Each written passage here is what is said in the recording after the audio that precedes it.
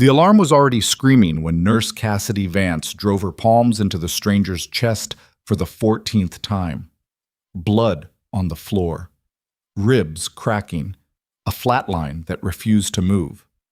And then the CEO of Harlow Regional Medical Center walked into that trauma bay, looked straight at the man dying on the table, and said 4 words that would change everything. Stop, get her out. Not because the patient was beyond saving, because investors were watching through the glass.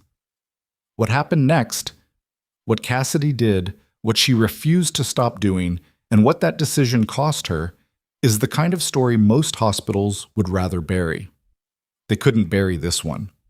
If this story already has you on edge, you're exactly where you need to be. Follow along to the very end, hit that like button, and drop your city in the comments below. I want to see how far this story travels. The snow had been falling since 4 in the morning, soft and indifferent, the kind that muffled everything outside. While inside Harlow Regional Medical Center, the world moved at a completely different speed. Cassidy Vance had been on her feet for 9 hours. She wasn't supposed to be. The shift rotation had her clocking out at 6, and she'd actually made it as far as the locker room.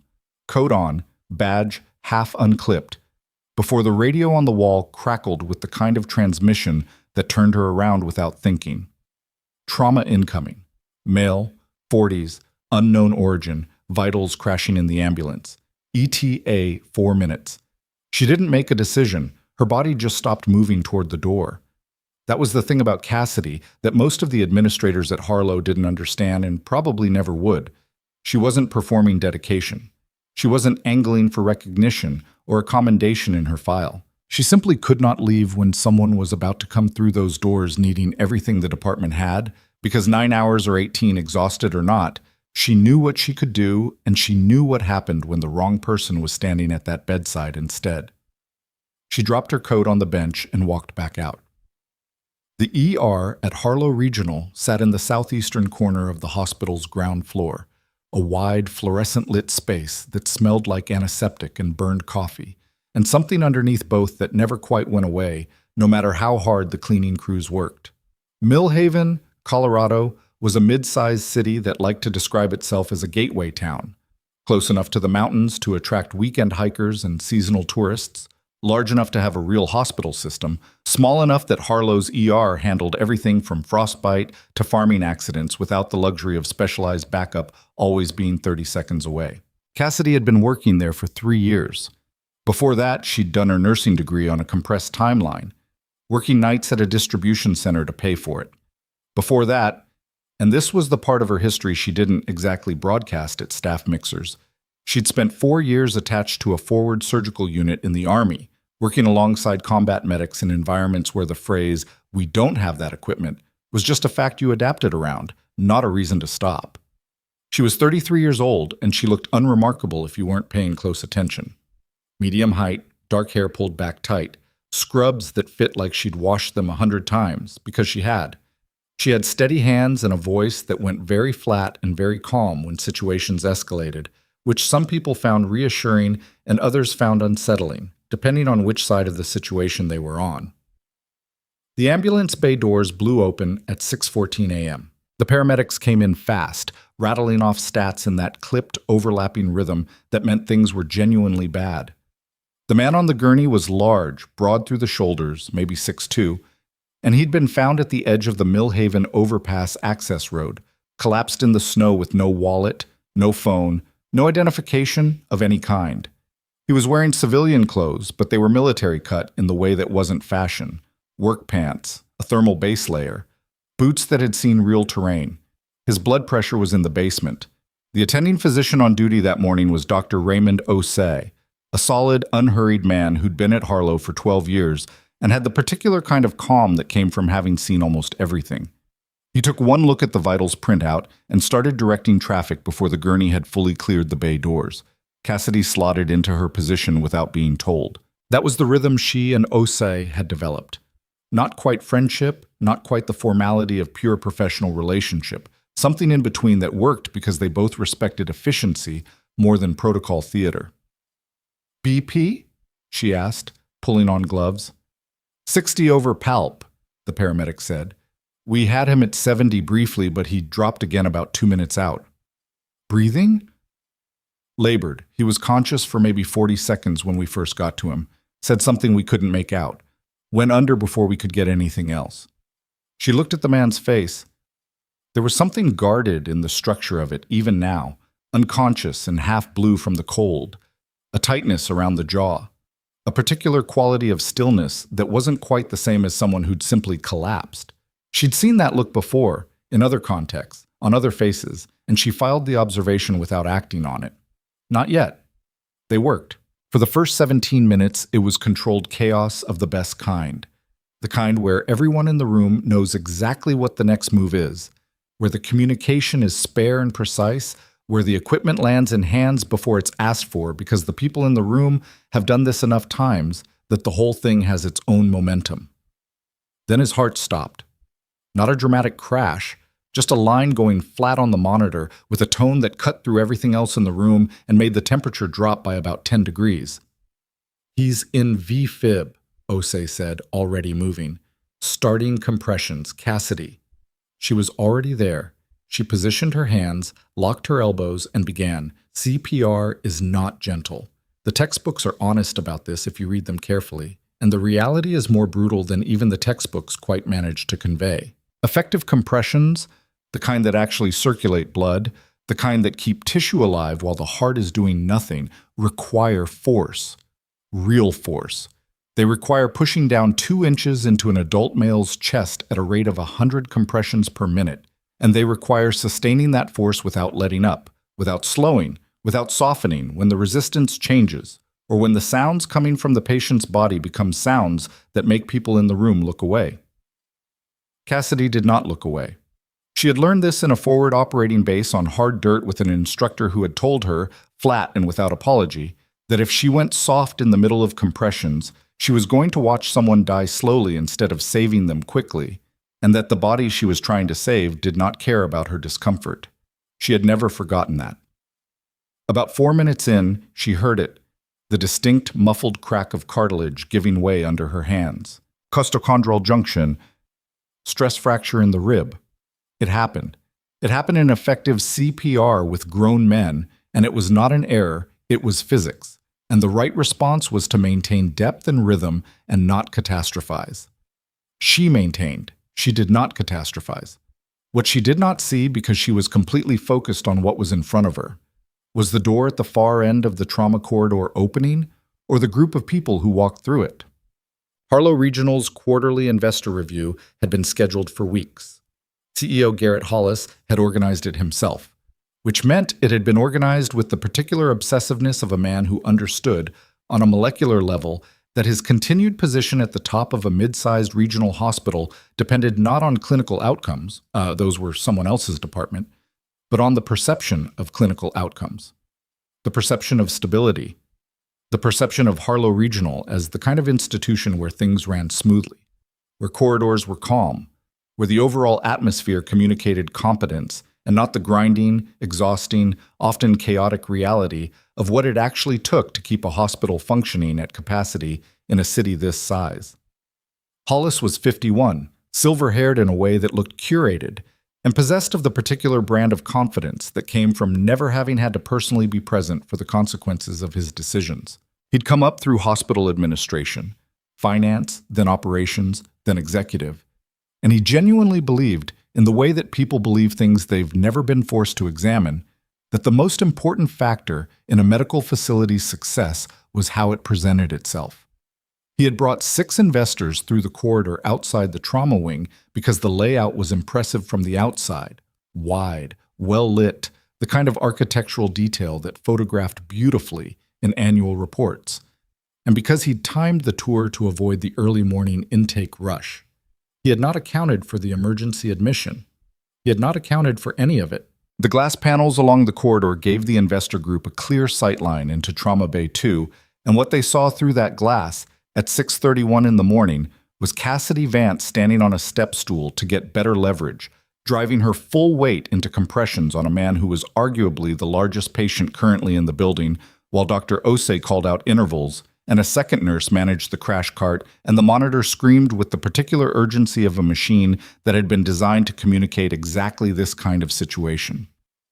They also saw, if they were watching closely enough, the slight flex in the patient's ribcage that indicated the compressions were working, that blood was moving, that tissue was being kept viable, that the protocol was functioning the way it was supposed to function. Garrett Hollis did not see any of that. What Garrett Hollis saw was a woman who looked, to his eye, like she was assaulting a patient. What in the... He turned to the administrator walking beside him. Who authorized this? Why is that happening in front of... He gestured at the investors with a movement that managed to be both discreet and furious. Sir, that's an emergency resuscitation. I can see what it is. I want to know why it's happening here, in full view. Because that's where the patient is, the administrator said, and then seemed to immediately regret saying it out loud. Hollis straightened his jacket. He looked at the investors. 3 of them had stepped closer to the glass, watching. One of them, older man, military straight posture, name tag that read A. Hartwell, hadn't looked away from the bay at all.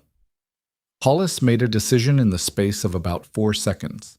He pushed open the door to Trauma Bay 2. The shift in the room was immediate and involuntary. Not panic, nothing as dramatic as that, but a reorientation of attention. Hollis walked in with the energy of a man who owned the space, which technically he did, and that energy landed differently in a room where someone was actively dying on the table. Dr. Osei. His voice was controlled, carefully, deliberately controlled. Osei looked up once, registered who was standing there, and looked back at the patient. Sir, this isn't the best time. I need this bay cleared. A beat. A very specific kind of silence.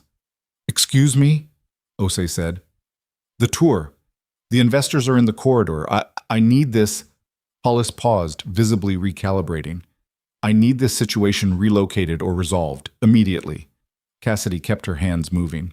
She was at the 2-minute mark of the current cycle, and her arms were burning in the way that arms burned when they were working correctly, and she was not going to stop because a man in a suit had walked into the room with an agenda. We're in the middle of a resuscitation, she said, without looking at him. Hollis turned to look at her like he'd just noticed she was there. And you are? The person keeping this patient alive. So unless you're here to help, I need you to step back. Something moved through Hollis's expression, a flicker of something she couldn't quite name. Surprise, maybe, or the specific irritation of a person who wasn't accustomed to being spoken to that way by someone at her level in the hierarchy. I'm the CEO of this institution, and he's your patient. He's also in VFib with a BP that was 60 over PALP 20 minutes ago. And if I stop compressions right now while we wait for the rhythm to correct itself, he's going to die, sir. She added the last word not as deference, but as punctuation. Osei had gone very still in the way that doctors went still when they were watching a situation develop and hadn't yet decided whether to intervene. Hollis looked at the man on the table, at the monitors, at Cassidy's hands still moving, still maintaining depth and rate, with a mechanical precision that was, if you were paying the right kind of attention, remarkable. Then he looked back at her and said, with complete evenness, "Stop the compressions." The room went quiet in a different way. The imaging from this department is going on the Foundation's promotional materials next quarter, Hollis continued, his voice dropping to something almost conversational. The investors outside that glass are deciding whether to commit $7 million to Harlow's expansion. What they are currently seeing is not something I can allow to represent this hospital. Cassidy looked up at him then, just once, a look that was entirely without anger, which somehow made it worse. He'll die, she said. I'll accept that clinical outcome. She heard Osei draw a breath, and then Hollis did something that crossed a line so clearly, so unambiguously, that it would later be described in 3 separate incident reports with almost identical language. He stepped forward and put his hand on Cassidy's shoulder to physically pull her back from the bedside. Military instinct doesn't announce itself. It doesn't pause to consider. In the span of a second and a half, Cassidy shrugged his hand off her shoulder with a force that rocked him sideways, pivoted back to the patient, adjusted her grip, and resumed compressions. Don't touch me while I'm working, she said. It was not loud. It was not theatrical. It was simply the flattest, most certain sentence in the room. Hollis stood there, slightly off balance, face going through several colors. "You're done in this hospital," he said. "Do you understand me? You are finished. Badge, scrubs, and out of my building in the next 10 minutes. "Fire me tomorrow," she said. "Charge me with insubordination. Write whatever you need to write. But right now I'm at 3 minutes 40 into this compression cycle, and I need the defibrillator ready because in about 20 seconds we're going to try again." Osei moved to the crash cart. Hollis did not move at all. "Charging," Osei said. "Everybody clear." The room held its breath. The defibrillator discharged. On the monitor, the flatline stuttered. Once, twice, and then, with the particular reluctance of something that had been forced rather than invited, resolved into a rhythm. Ragged and slow and too thin, but a rhythm. Cassidy stepped back from the bedside.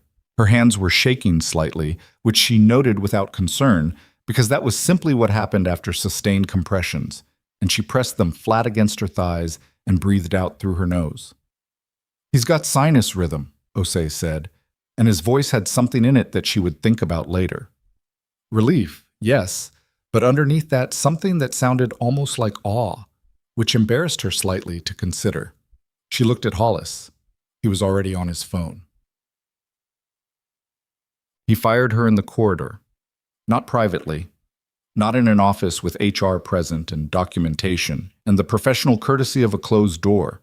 He fired her in the hallway outside Trauma Bay 2 with 2 security officers flanking him and the investor group still partially visible through the corridor glass, because Garrett Hollis had decided in the 30 seconds between the patient's heart restarting and his call to security that the most important thing he could do was demonstrate control. "Badge," he said. She unclipped it and held it out. He didn't take it himself. He nodded to the security officer on his right, who stepped forward and took it from her hand.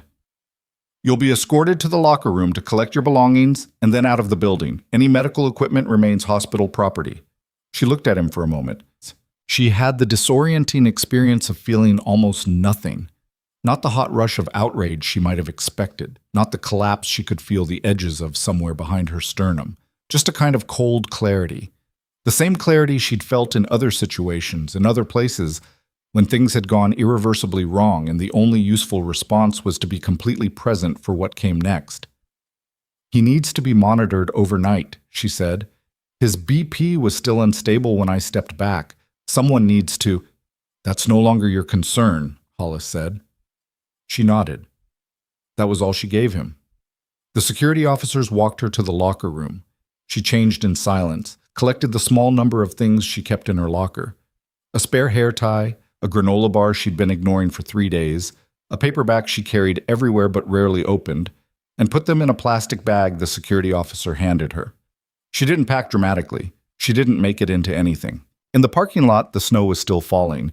Her car was on the far end of the lot, and the walk to it took approximately 4 minutes, which she spent with her shoulders straight and her pace deliberate and her mind doing the thing it always did in crisis, which was to break everything down into a sequence of manageable next steps.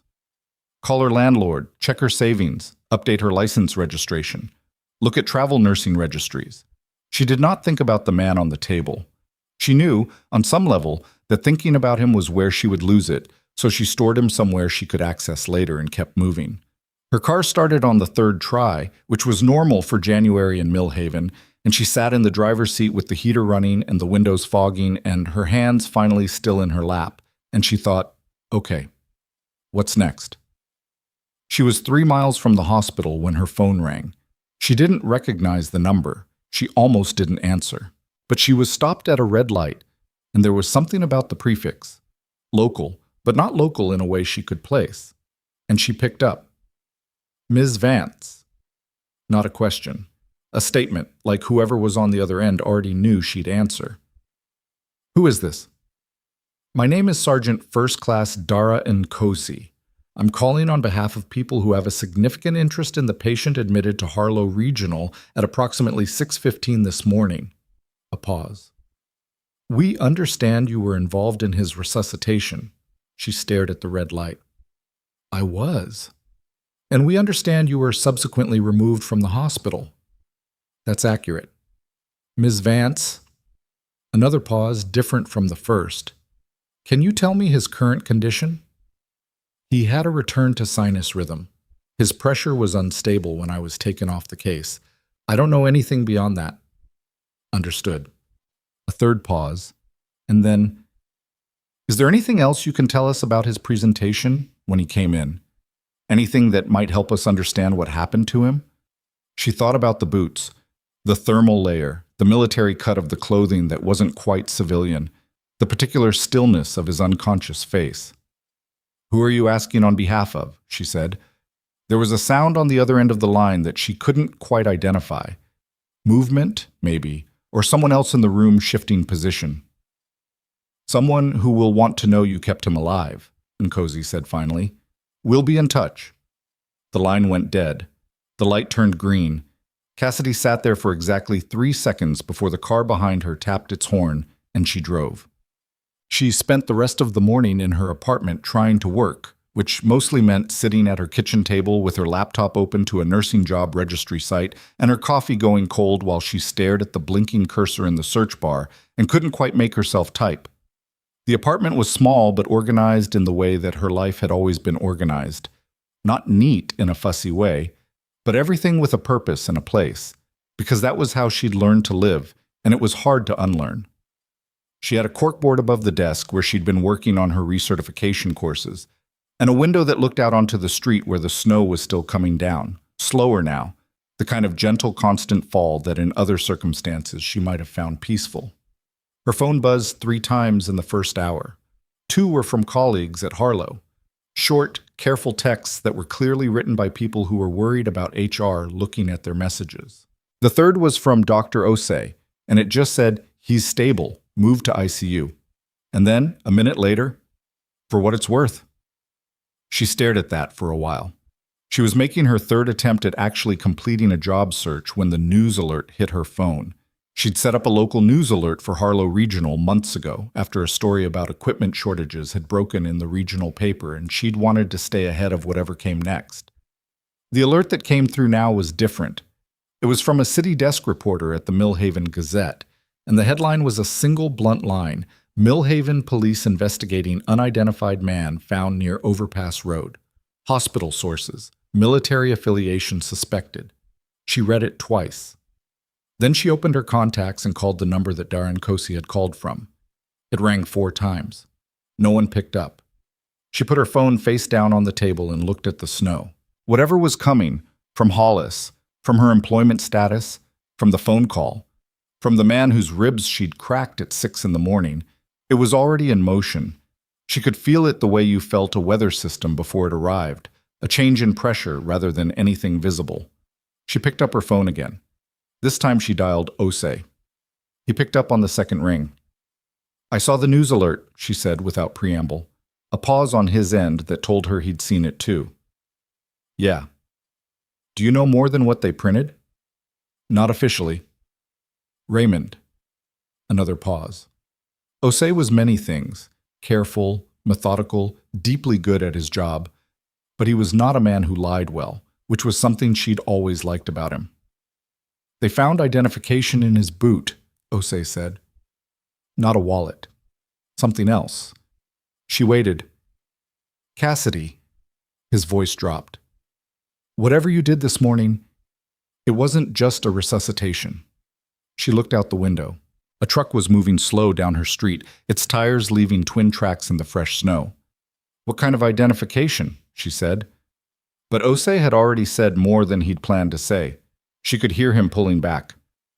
"Just don't go anywhere," he said. "I have a feeling things are going to move fast." He hung up. She set the phone down.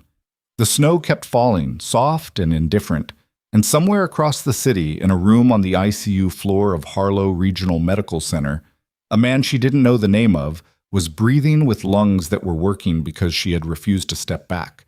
And somewhere, she didn't know where, but somewhere close, people who knew exactly who he was were already moving. The call came at 11:47 that night, not from Nkosi, not from Osei, from a number with a Denver area code that Cassidy didn't recognize, and the voice on the other end was male, clipped, and spoke with the economy of someone who had spent years communicating in situations where wasted words had consequences. Ms. Vance, my name is Major Elliot Carr. I'm calling on behalf of Colonel Voss's command. I understand you were the primary responder this morning. She was sitting on her couch in the dark with a glass of water she hadn't drunk, still in the same clothes she'd worn home from the parking lot. She'd been attempting to sleep for 2 hours and had managed approximately none of it. Colonel Voss, she repeated. The patient admitted to Harlow Regional at 0615. I can't give you more than the name right now. Is he alive? A beat. He is. Stable, as of 2 hours ago. The ICU team upgraded his status to guarded. She let out a breath she hadn't realized she was holding. Okay. We need to understand something, Carr said. The physician on record, Dr. Osei, listed you as primary on the resuscitation report, but you were removed from the hospital before that report was filed. That creates a documentation problem. That creates more than a documentation problem, she said. Yes. The word was flat and unornamented. We're aware. We're also aware of the circumstances under which you were removed. We've spoken with 3 staff members at Harlow Regional in the last 4 hours, and we have a fairly detailed picture of what happened in that trauma bay. Another beat. What I need to know from you directly is whether you are willing to make a formal statement. She looked at the window. The snow had stopped some time after 8, and the street outside was quiet and white and still. About what specifically? About what the CEO of that hospital ordered you to do while a patient was in cardiac arrest. She thought about Hollis's hand on her shoulder, the even, almost boardroom calm of his voice when he said, I'll accept that clinical outcome. The particular way he'd looked at the investors through the glass, checking, recalibrating, managing the optics of a man dying on a table 30 feet away. Yes, she said, I'm willing. Good. Someone will contact you tomorrow morning with a time and location. Get some sleep if you can. He hung up. She didn't get any sleep. The location turned out to be the Millhaven field office of the Inspector General's division, a nondescript building on a commercial street downtown that she'd driven past 100 times without ever looking at it directly. The appointment was at 9. She arrived at 8:52 in the clothes she'd selected the way she selected anything that mattered, practically and without theater. Dark slacks, a gray wool pullover, boots that had seen more serious situations than a federal office interview. Major Carr in person was younger than his voice suggested, mid-30s maybe, with the kind of face that gave very little away. He had a woman with him whose name he gave as Captain Reyes, and a civilian from the Hospital Regulatory Division of the State Health Department named Sobol, who wore reading glasses and had a notepad, and who said very little but wrote a great deal. They were in a conference room with bad lighting and a table that was slightly too large for the space. There was coffee. She took a cup because she'd slept for maybe 90 minutes, and the alternative was falling asleep in a federal office, which she was going to avoid if she had any say in the matter. They asked her to walk through the morning from the beginning. She did. She was specific about times, about clinical observations, about what was said and by whom and in what order. She had a good memory for crisis sequences. That was a skill that had been trained into her, and it held now, precise and chronological, without embellishment.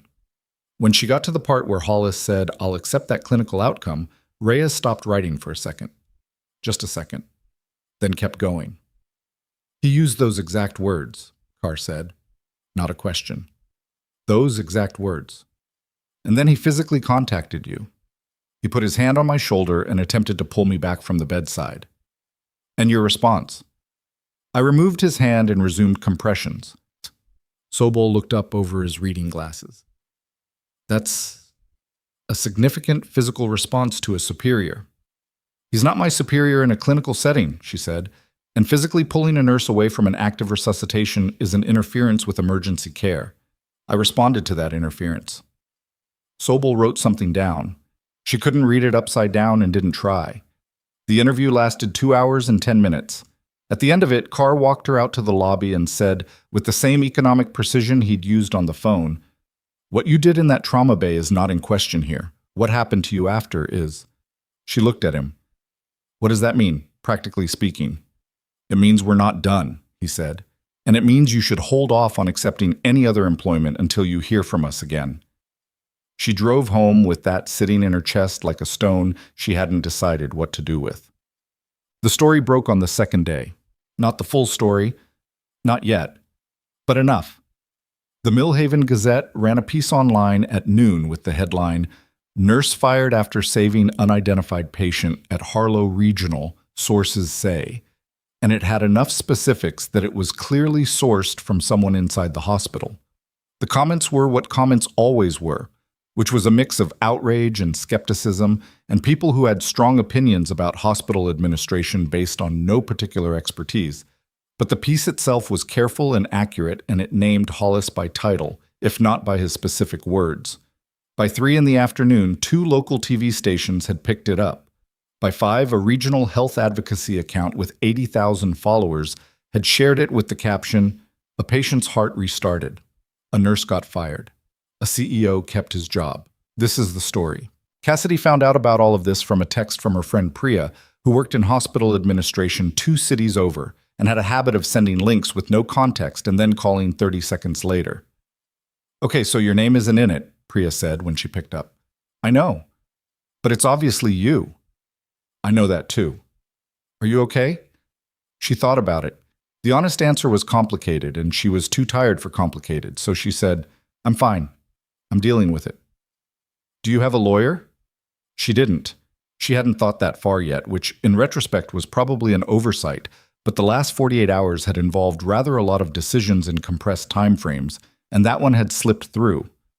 "I'll look into it," she said. "Cassidy. Priya.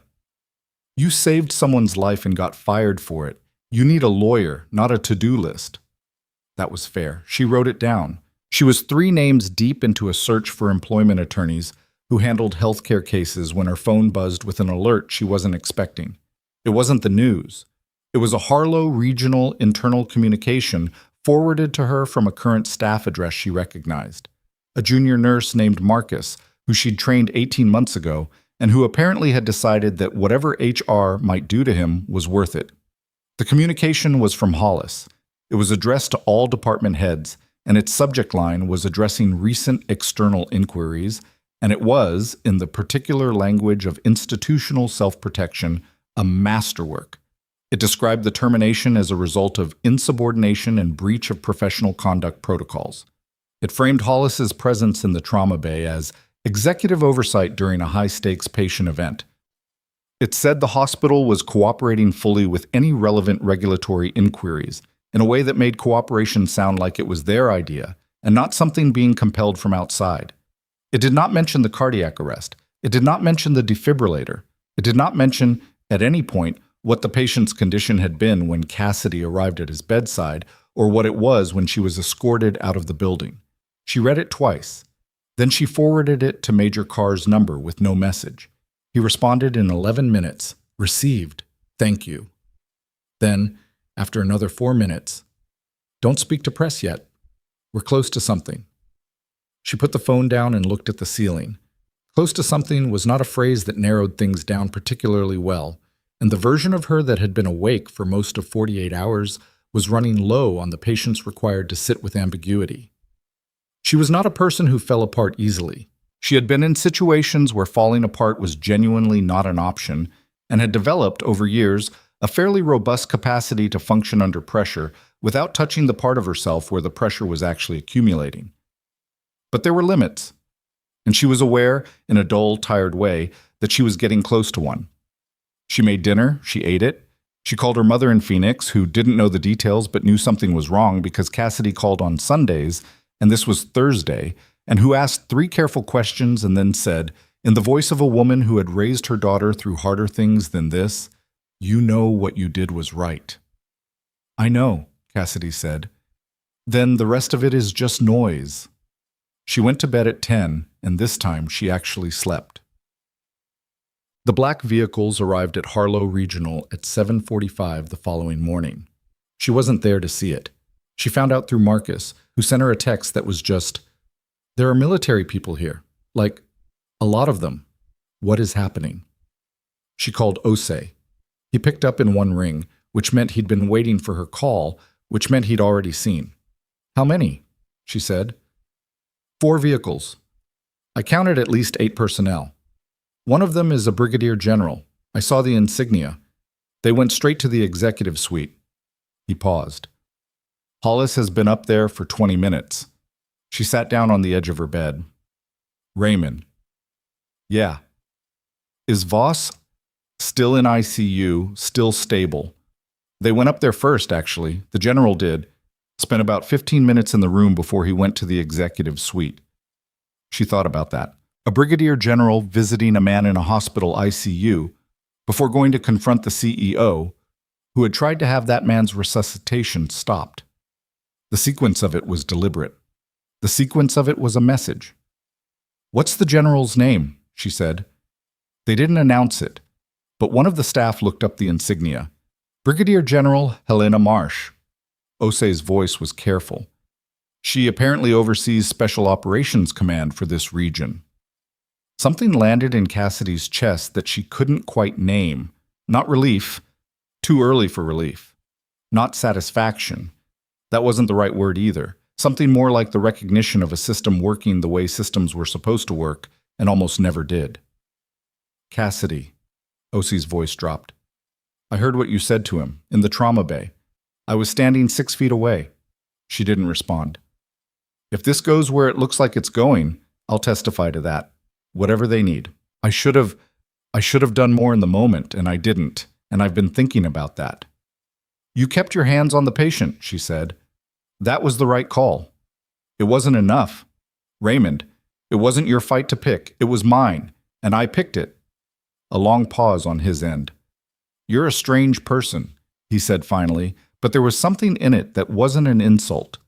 I've heard that. She hung up and sat with the phone in her hand and tried to figure out what to do with herself for what might be the longest morning of her life. She was still working on that when her doorbell rang. She wasn't expecting anyone. She went to the door with the specific caution of someone who had been living under a particular kind of uncertainty for 3 days, looked through the peephole, and saw a woman in dress uniform standing on her front step with a precision of posture that was immediately, unmistakably, military. She opened the door.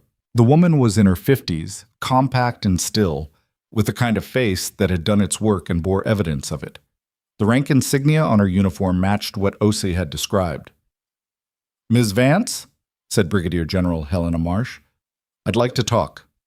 Cassidy looked at her for a moment. At the uniform. At the 3 vehicles parked at the curb that she hadn't noticed until right now. Come in, she said. She stepped back from the door, and as Marsh crossed the threshold, something in the air of the apartment changed. Not dramatically, not with any visible signal, but in the way that the atmosphere of a room changes when the person entering it carries real weight, real authority, the kind that didn't require a title because it came from something less transferable than rank. Cassidy led her to the kitchen table. She offered coffee because it was what you did, and Marsh accepted with a single nod, and they sat across from each other in the pale winter light coming through the window while Cassidy poured 2 cups and tried to read a face that had been trained over decades not to be readable. Colonel Voss is going to recover, Marsh said, before Cassidy had sat down. Fully, as far as his doctors can tell. The damage from the cardiac event was manageable, because of what you did. I did my job, Cassidy said. You did considerably more than that. Marsh wrapped both hands around the coffee mug. Her hands were scarred across the knuckles, which Cassidy noticed and filed without comment. You also did it after being ordered to stop by the chief executive of the facility. Yes, that's a serious act. Stopping would have been a more serious one. Marsh looked at her steadily. I've spent the last 2 days reading your file, your employment record here, your service record before that. She paused. You were attached to the 214th Forward Surgical Team for 31 months. Yes. I know that unit. I know what they were asked to do and where they were asked to do it. A beat. You left the service voluntarily. I did. Can I ask why? It wasn't a question she answered often, not because it was painful. It had been years. The sharp edges had worn down into something manageable, but because the answer was long and personal, and most contexts didn't warrant the full version. She looked at Marsh across the kitchen table and decided that this one did. I had a situation, she said, toward the end of my third deployment.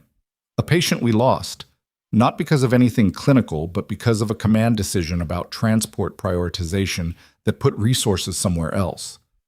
Someone made a calculation. The calculation was wrong. And She stopped. I didn't handle how I responded to that particularly well. I stayed in for another 8 months, but I was done. I knew I was done. Marsh listened to all of this without moving. The incident, she said, was it documented? Yes, in a way that was not entirely favorable to me. And yet your nursing record at Harlow is flawless. People change contexts, Cassidy said. Marsh nodded slowly. Then she set down the coffee cup and leaned back slightly in the chair, and the quality of her attention shifted in a way that was subtle but distinct, like a lens pulling back from close focus to something wider. I'm going to tell you something that isn't public yet, Marsh said, and I'm telling you because you're owed it, not because I need anything further from you. She met Cassidy's eyes. Garrett Hollis's actions in that trauma bay are being reviewed by the State Health Department's Emergency Care Oversight Division. We accelerated that review. The hospital board has been formally notified of the review's existence, which they were not happy about. Cassidy wrapped her hands around her coffee mug. There's also the matter of the surveillance footage, Marsh continued. The trauma bay has a camera, standard protocol. The footage from that morning captures everything from Hollis's entry to your removal, including the physical contact, including what he said. The kitchen was very quiet. He said it on camera, Cassidy said, every word. She thought about that for a moment, about Hollis in that room with his curated silver hair and his investor tour and his complete absolute certainty that he was the one with the power to define what mattered and what didn't. She thought about him saying, I'll accept that clinical outcome with the calm of a man who had never in his life been the one lying on the table. What happens next? She said. Marsh looked at her with the directness of a person who had long ago decided that the kindest thing you could offer someone was the truth delivered cleanly. That depends on a few things, she said, including what you want. Cassidy opened her mouth to answer. Her phone lit up on the table between them. She glanced at it automatically. A reflex, and the name on the screen made her stop. It was Marcus. The text beneath his name was 4 words, and they were capitalized, which Marcus almost never did, which meant his hands were probably shaking when he typed it. Hollis just called security. And then, 3 seconds later, a second message. On the board members. Cassidy showed Marsh the phone. The general read the 2 messages once, set the phone back on the table with the deliberate calm of someone who had learned long ago that the first response to unexpected information was rarely the right one, and stood up. Where's your coat? She said. They were in the first vehicle inside of 4 minutes. Cassidy sat in the back seat with Marsh beside her and watched Millhaven move past the windows at a speed that the driver managed without drama, threading through the morning traffic on Caldwell Avenue toward the hospital with the unhurried confidence of someone who had been given implicit authority over the road without needing to announce it. The 2 other vehicles followed. Nobody in the car said anything for most of the drive, which Cassidy appreciated because she was thinking. What Hollis calling security on his own board members meant, in practical terms, was that he'd lost the internal calculation. A CEO who was managing his position from a place of strength didn't escalate against the people who held his contract. He negotiated. He maneuvered. He called lawyers and arranged careful conversations and bought himself time. Calling security on board members meant he'd already run out of the moves that required subtlety. And what was left was force, blunt, clumsy, and almost always self-defeating. It also meant the board had shown up without warning, which meant someone had told them to. She thought about Marsh sitting across her kitchen table, saying, I'm going to tell you something that isn't public yet, and realized she'd been watching one half of a coordinated sequence without recognizing it as such. Marsh had come to her apartment not only to tell her about the footage and the regulatory review. She'd come to keep Cassidy occupied and informed while something else was already happening at Harlow Regional. The timing was not accidental. None of this had been accidental. She looked at Marsh. The general was looking straight ahead. You called the board, Cassidy said. A beat. The Inspector General's office made certain information available to individuals with fiduciary responsibility for the institution. That's a careful way to say yes. The corner of Marsh's mouth moved. Almost nothing. It's an accurate way to say yes. The scene at Harlow Regional's main entrance was not dramatic in the cinematic sense. No raised voices, no visible confrontation, nothing that would have looked like anything to a patient or visitor walking through the lobby. But to someone who knew what to look for, the tension was structural. It was in the way the security desk staff were standing slightly too straight, in the way the two officers near the elevator bank weren't making eye contact with anyone, in the way the receptionist at the main desk was on the phone with a fixed expression that meant she was relaying information upward while trying to appear entirely normal. Marsh walked through the lobby with 4 personnel behind her. Cassidy walked beside her, which she suspected was deliberate. Marsh could have had her wait in the vehicle, and she hadn't, and in Cassidy's experience, people with that much situational awareness didn't make incidental choices. They took the elevator to the 4th floor. The executive suite at Harlow Regional occupied most of the floor's east wing, glass-walled conference rooms, a reception area with expensive furniture that nobody ever seemed to be using, and at the far end, behind a set of heavy doors, Hollis's personal office. The heavy doors were open. Inside the conference room adjacent to the office, Cassidy counted 7 people around the table.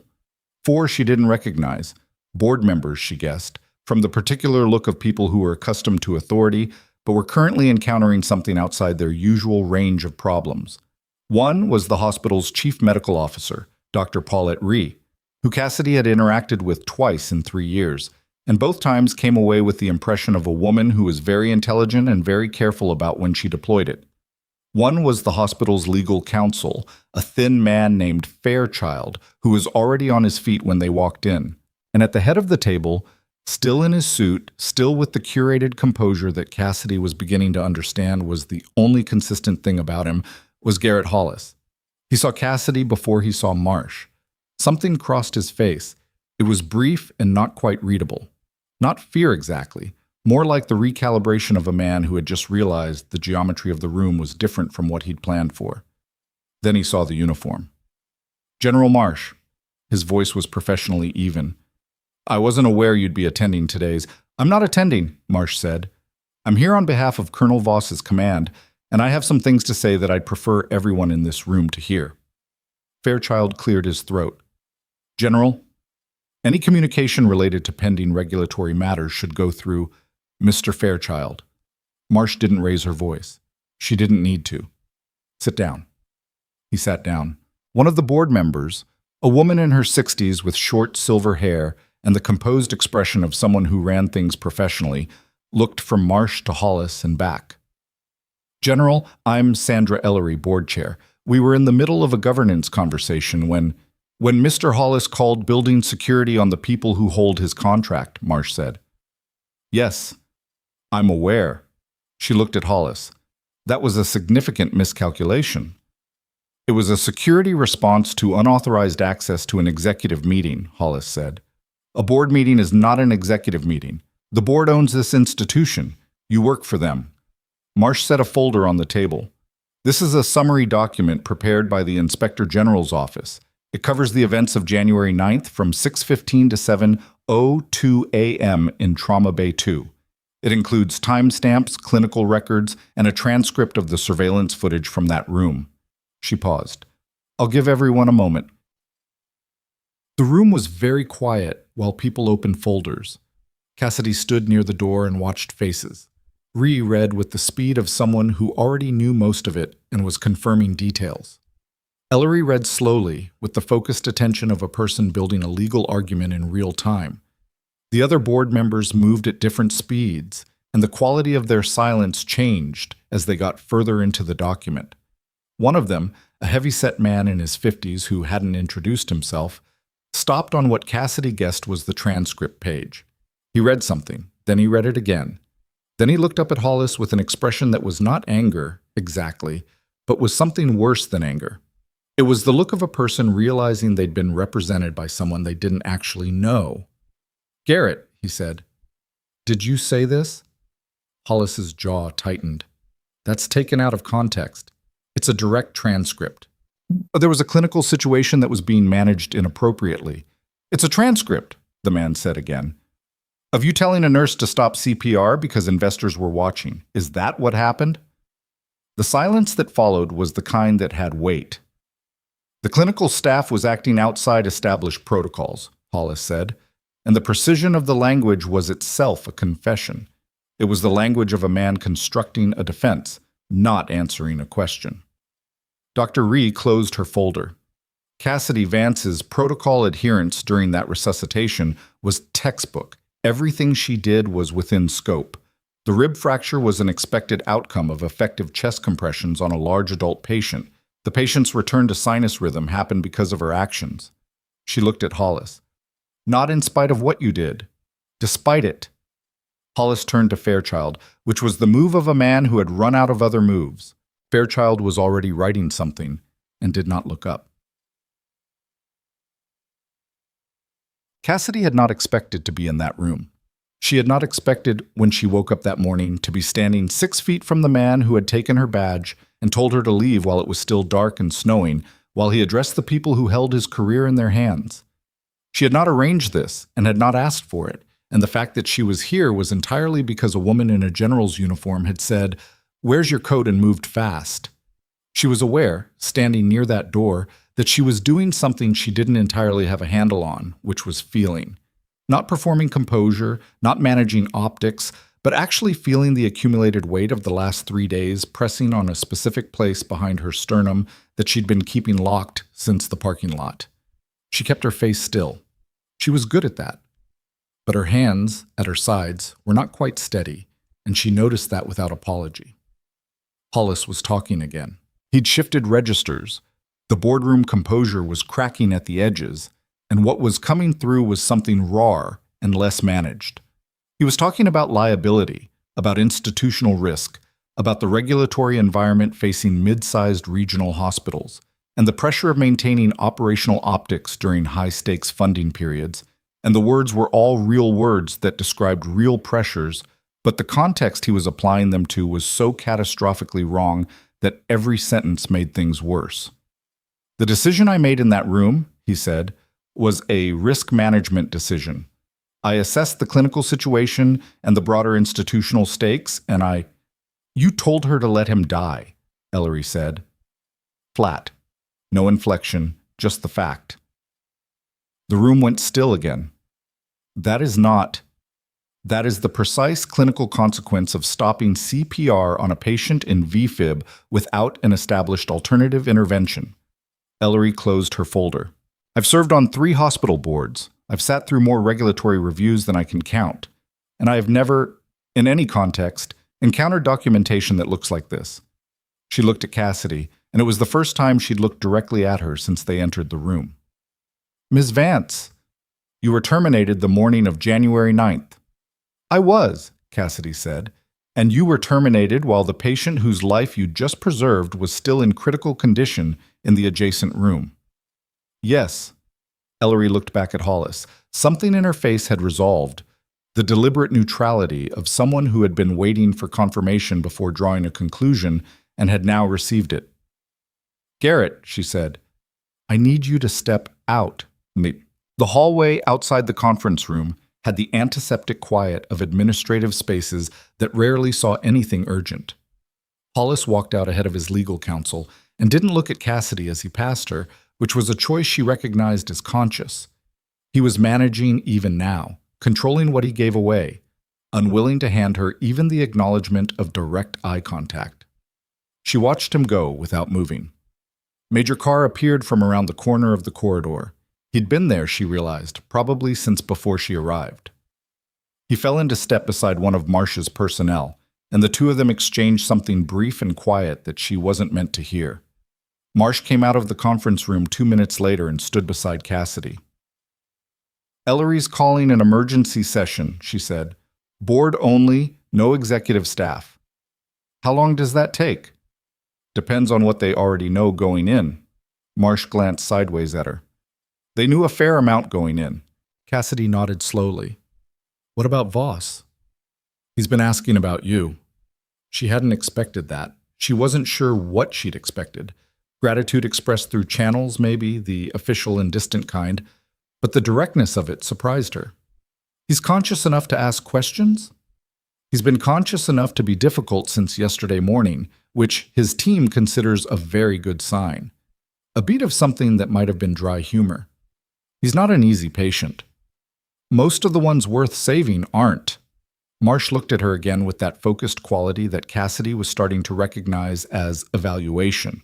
Not cold, not calculating, but the steady assessment of someone who was building an understanding of a person from available evidence. When this is resolved, Marsh said, and it will be resolved today, there's going to be a conversation about what comes next for you. I want you to actually think about what you want, rather than defaulting to whatever feels most practical. What I want is, don't answer now, Marsh said. Think about it. They put her in a side room with a chair and a window and another bad cup of coffee while the board session ran. Carr came by twice with updates delivered in the compressed shorthand of someone who respected her enough not to dress up bad news or inflate good news. The session was running long, which could mean difficulty or thoroughness, and was probably both. Hollis had requested to address the board directly, which the board had declined. His counsel had submitted a written statement, which the board had received and apparently read with the specific attention of people looking for inconsistencies. At 20 minutes past noon, Ricci appeared in the doorway. She looked tired in the way of someone who had been tired for longer than the immediate crisis. A cumulative kind of tired, the kind that lived in the muscles rather than behind the eyes. She was carrying a tablet, and she stood in the doorway for a moment before she came all the way in and sat down across from Cassidy in the other chair. "How are you holding up?" Ree said. "I'm okay." Ree looked at her the way doctors looked at people who said they were okay.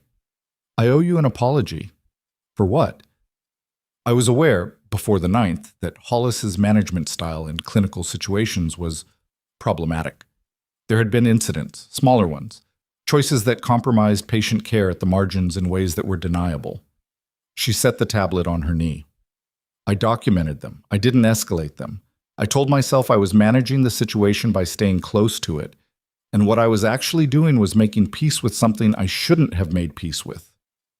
Cassidy thought about what to say to that and settled on, "Why are you telling me this?" "Because I testified to it this morning, to the board and to the regulatory reviewers. And I need you to know that before you hear it from somewhere else." Ree paused. "Also because you were one of the best nurses in this department, and you got thrown out of the building for doing your job perfectly, and I watched it happen, and I didn't stop it." "You had your hands on the patient," Cassidy said. "That's the same thing Osei said." "We had a similar vantage point." Ree looked at the window. Outside, the sky had the low white quality of a day that couldn't decide whether it was done with snow or not. "The board's going to make a decision in the next hour. I've been asked to give a clinical recommendation on staffing needs for the trauma unit, which is a very polite way of being asked whether I want you back." Cassidy went very still. "And," she said, "I told them the trauma unit stabilization rate has dropped 4% since the 9th. Which is statistically significant for a department this size in a 3-day window. I told them that's partly staffing volume and partly the specific loss of your skill set at the senior level." Ree looked back at her.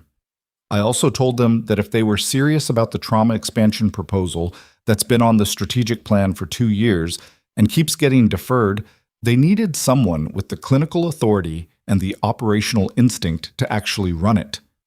The sentence landed in the room and sat there. Cassidy stared at her. "That's not a floor nurse position." "No," Ree said. "It's not. I've been a floor nurse for 3 years. You've been a floor nurse who functioned as an informal department lead for 3 years because the formal structure around you kept under-delivering. I've watched you." Hollis didn't, but I did. Ree picked up the tablet. "Don't decide anything right now. The board has to vote first. And then there's the regulatory side, which has its own timeline, and none of this is simple. But I wanted you to know the conversation that's been happening." She left, and Cassidy sat in the chair by the window with her cold coffee and tried to hold all of the moving pieces of the last 4 days in some kind of coherent order, and mostly failed. She thought about the man on the gurney at 6 in the morning, blue from the cold, no identification. Nobody in that room knowing yet who he was or why it mattered or what the radius of consequence would be from the decision she made in the next 30 seconds about whether to listen to the man in the suit. She'd known, in that moment, Exactly nothing about any of that. She'd known his blood pressure was crashing and his heart had stopped, and she knew how to keep blood moving, and she'd done it. The rest of it, the board session upstairs, the regulatory review, the cameras, the general inner kitchen, all of it, was downstream of that one decision, which had not been a complex decision. It had been the only decision available to her, and she had made it, and the complexity was everything that came after. She was still sitting with that when her phone lit up again. This time it was a number she didn't recognize with a Millhaven exchange, and when she answered, the voice on the other end was not Carr, or Marsh, or Osei, or Priya. It was low and rough and slightly slurred in the way of someone whose medication wasn't quite wearing off yet, and it said, "Is this the nurse who cracked my ribs?" She closed her eyes briefly. "Colonel Voss," she said, "I've been trying to get someone to give me your number for 2 days." A pause, and the sound of movement that suggested he was attempting to sit up and probably shouldn't have been. "They kept telling me you weren't on staff." "I'm not, at the moment." "I know that now." Another pause. "I wanted to say something to you." "You don't have to." "I know I don't have to. I'm saying it anyway." His voice steadied slightly, like he'd found a position that didn't hurt. "I've been in situations where someone made a call that kept me alive, and I never got to tell them that I knew what it cost them. I don't want to do that again." She was quiet for a moment. The side room was very still. "Are you in pain?" she said. "Significant amount, yes." "Is anyone monitoring you right now?" "There's a very tired-looking ICU nurse outside my door who I believe is also keeping a list of complaints to report to whoever is in charge of my care." "That's her job." "I'm aware." A sound that might have been a laugh converted at the last second into a wince. "Are you coming back to this hospital?" "I don't know yet." "You should," he said, "for whatever that's worth, coming from the person whose ribs you broke."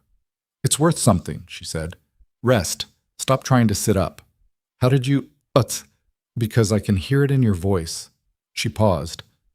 "Lie down, Colonel." A brief silence. Then, "Yes, ma'am."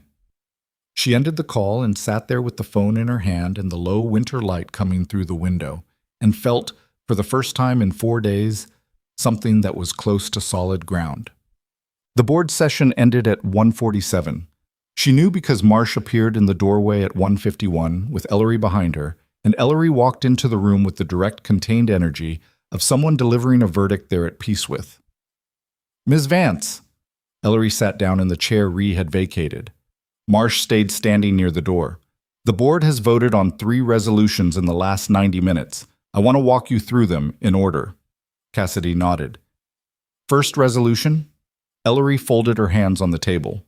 "Garrett Hollis's contract as CEO of Harlow Regional Medical Center has been terminated, effective immediately, for conduct unbecoming an executive officer and for actions that directly endangered patient welfare. He's been asked to vacate the executive suite by end of business today. Security will facilitate that if necessary." The words dropped into the room with a weight that Cassidy felt physically. Not satisfaction, not triumph, but something more complicated. The acknowledgement that something real had happened and that someone was being held responsible for it. "Second resolution," Ellery continued.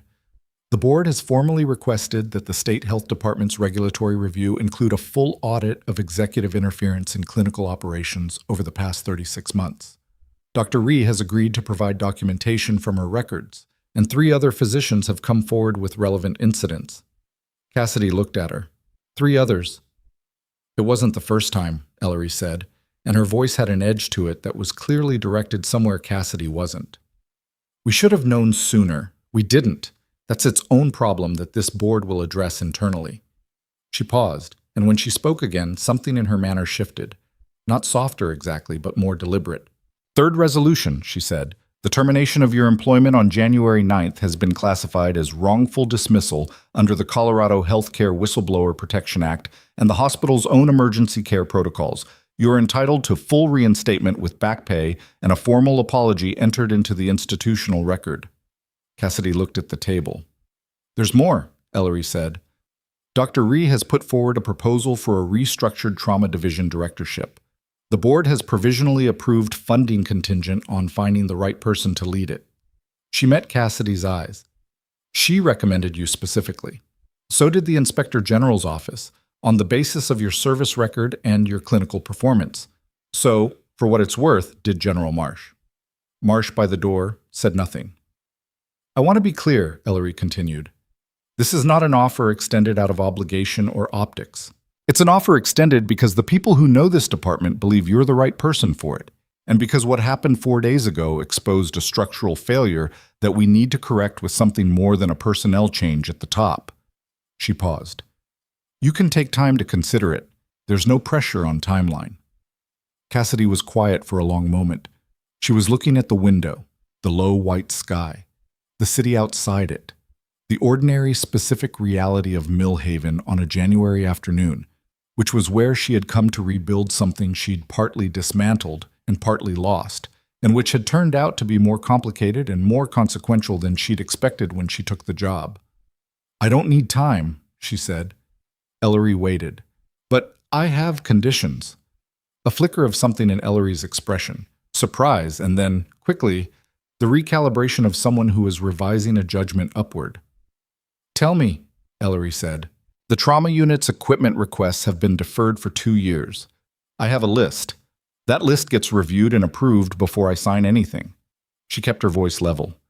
The nursing staff in the ER have been running understaffed for 18 months. That gets addressed structurally, not through individual schedule manipulation. And I want Dr. Osei's role formalized. He's been functioning as de facto department lead with a title that doesn't reflect it, and that gets corrected. Ellery was writing. Anything else? She said. Not today, Cassidy said. But I'll have more. Ellery looked up from her notes, and for the first time since she'd walked into the room, she smiled. Brief and genuine and a little rueful, like someone recognizing something they'd underestimated. I expect you will, she said. Diet. She went to see Voss at 3 in the afternoon. ICU protocols were strict about visitors, and she wasn't technically staff yet, but Marsh had cleared it, which was apparently something Marsh could do, and the ICU charge nurse who walked her to the room had the resigned efficiency of someone who had spent the last 48 hours managing an unusual number of people in uniforms, asking about one specific patient, and had reached a pragmatic peace with the situation. The room was small and institutional and full of monitors and the particular smell of the ICU that was part antiseptic and part something underneath it you learned not to think about. Voss was propped up at an angle that was probably 20 degrees less than he'd attempted when they talked on the phone. He was larger than she'd registered in the trauma bay, broad and substantial, mid-40s, with the kind of face that had been weathered by something more than age. There was a bruise across his left jaw and some sutured laceration work above his ear that wasn't hers. He looked at her when she came in. You're younger than I expected, he said. You're more intact than I expected, she said. He made a sound that was more pain than amusement. Sit down, please. You standing there is making me feel like I should come to attention. She pulled the chair close to the bed and sat. For a moment, neither of them said anything, which was fine. She'd spent enough time in medical spaces to know that silence wasn't always an absence of communication. I don't remember much before I went under, he said. I remember cold, the road, waking up for maybe 30 seconds in the ambulance. He looked at the ceiling. I remember someone saying he's going into VFib in a tone of voice that told me that was bad. It was. And then nothing until I woke up here with approximately 8 people staring at me and my entire chest feeling like someone had driven a truck over it. The compressions. I know. He looked back at her. I've seen CPR performed. I know what it takes. A pause. I'm told they ordered you to stop. Yes. And you didn't? No. He was quiet for a moment. Whatever he was thinking moved across his face in a way that was controlled but not entirely hidden. She'd gotten the impression, from what Marsh had said and from the brief phone call, that Voss was a man who was not accustomed to being in positions of obligation, and that this particular one was sitting with him in a complicated way. I've been trying to figure out what to say to you, he said, for 2 days. Everything sounds inadequate. Then don't try to make it adequate, she said. Just say what's true. He looked at her.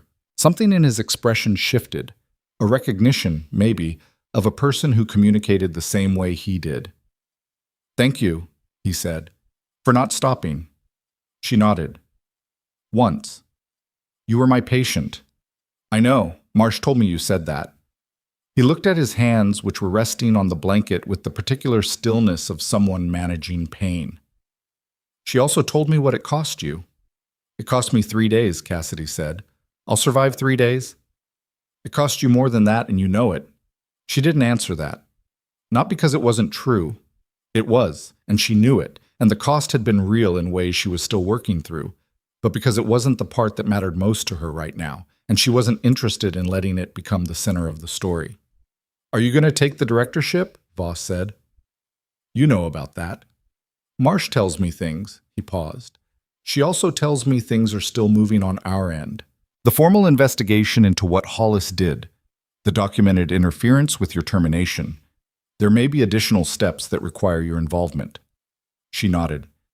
You okay with that? Yes. He watched her for a moment. You know, when I woke up and they told me what had happened, all of it, not just the medical part, but the rest of it, my first instinct was anger. He said it without drama, like a person reporting data. I don't like that someone used my medical condition as leverage against another person. I don't like that the system that was supposed to protect you didn't. The system eventually worked, she said, after it failed you first. She didn't dispute that. After it failed me first, she agreed. He seemed to appreciate the directness of it. He shifted slightly in the bed, and the monitor beside him registered the movement and settled again. Get some rest, she said, standing. Your ribs are going to hurt more tomorrow when the swelling peaks. I'm aware of the biology. I know. I'm saying it anyway. She was at the door when he said her name, not Ms. Vance, not the title, just her first name, which told her someone had given it to him, and she turned. Whatever they offer you, he said, ask for more. You earned it. She looked at him. In the pale light of the ICU room, propped up against hospital pillows with bruises on his jaw and monitors on his chest, he looked like what he was, a person who had nearly died and knew it, and who was working out what that meant. I already did, she said. She walked back down the corridor toward the elevator, and the hallway was empty and quiet and ordinary in the way that hospital hallways were always ordinary except when they weren't, and she pressed the button and waited and listened to the building breathe around her.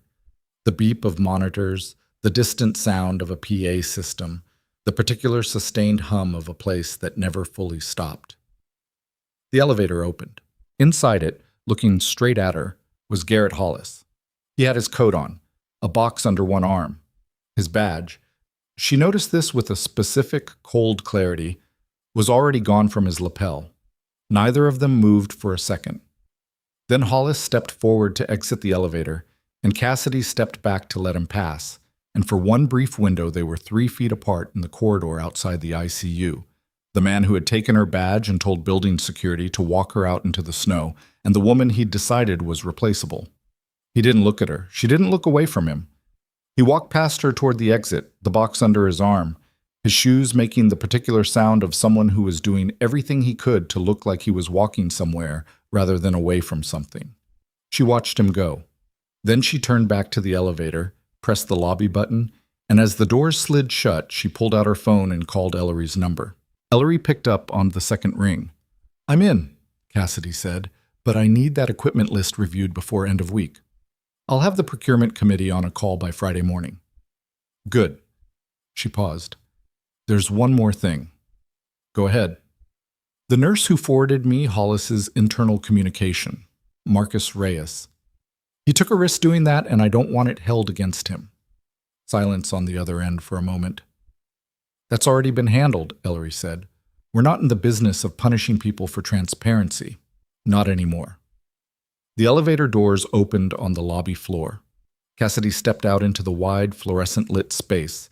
The reception desk, the visitors moving through, the ordinary, specific reality of a hospital functioning at capacity on a January afternoon. And as she walked toward the main exit, something on her left caught her attention and stopped her cold. Near the corridor that led to the administrative wing, a cluster of people she didn't recognize.